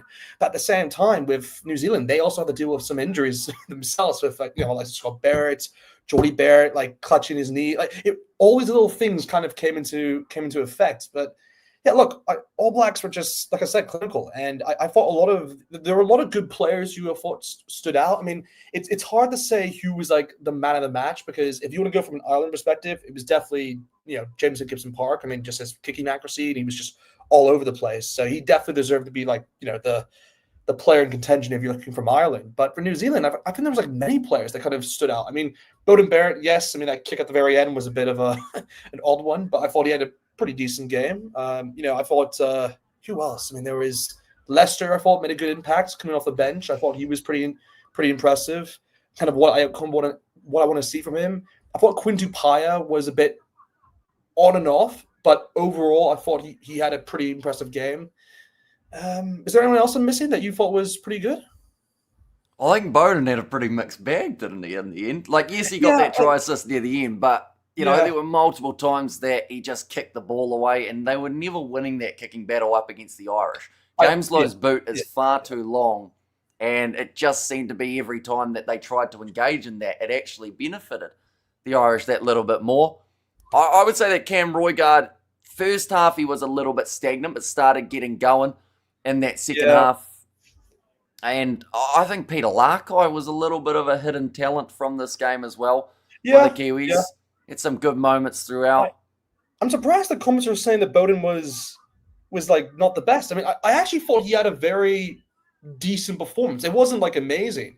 I mean, I thought the substitution of bringing Timmy McKenzie was needed, particularly just because I thought Leroy Carter wasn't really doing much in this game. Like, I mean, look, he's been good. I mean, throughout the Rugby Championship, he played a few decent games there, but within this, he just wasn't, I guess, as effective. So it was one of those where I thought McKenzie definitely had, I thought he made a good impression actually going off the bench. Gosh, you guys did not know. Crucify. Beauden Barrett is like, you guys have. I love. By the way, I love this that you guys are saying this, because as we all know, he will come back and just hurt you with this, because he just pulls out performances when you least expect it. But it's one of those where look, it's a tough game to kind of just say how the All Blacks did, because it was just such a weird game overall. Yeah, and I think it's one of those ones, like I said, it was a good hit out for the Irish to get a game under their belt. I think that they would have much preferred to play Japan first and then New Zealand second. I guess that's one of the bonuses that you can see. But they did look like two rusty sides in the early stages. I have to say, though, for that red card of Ty Byrne, for me, it wasn't the red card that did the damage, but it was who got the red card. Because throughout that 20-minute period, I actually think that Ireland played some pretty good rugby. They actually scored the same amount of points as New Zealand did. And then 23 minutes in, that is when they were back to the full 15 for the rest of the contest, but not having that impact of Byrne. And even without Byrne, I think Ireland's lineout needs a huge amount of credit, because of what they were able to do at the line-out. They had Cody Taylor in all sorts of trouble there trying to get that ball in. See, I'm going to be perfectly honest. The guy that least impressed me in this game was Cody Taylor. He just, I couldn't, like, the amount of missed throws he did, the amount of penalties he gave away, like, that's the player I was like, wow. I couldn't believe how long he stayed on the pitch, because they have someone like Samisini Takalavo who straight away, when he came on the field, I was like, awesome. He made exactly what I expected of him. Great runner of the ball. He didn't make any mistakes in terms of lineouts. He was the guy I was like, wow. Just he didn't. Maybe it's just an off game. Maybe he'll just, again, Cody Taylor is very experienced. He can kind of patch it off. But it's just one of those where I was kind of just like, wow. Like, you don't see this too often from him. But it's, look, there's a lot of things. I mean, what I'm now curious about is we'll see kind of I guess, if these injuries are bad with both the Barretts, because I mean, that Geordie one didn't look good. Like, I actually saw the angle of it. And I was like, whoa. I mean, that could be like, he could be out for a bit. If it was, I think Scott Barrett, I think his one was okay. I think his is more just like they'll have to manage him. But the Geordie Barrett one is something that, I don't know. We'll have to see later on if kind of what they say on that. Well, Geordie Barrett's was a bit strange because he was in pure pain, lying on the ground, wincing.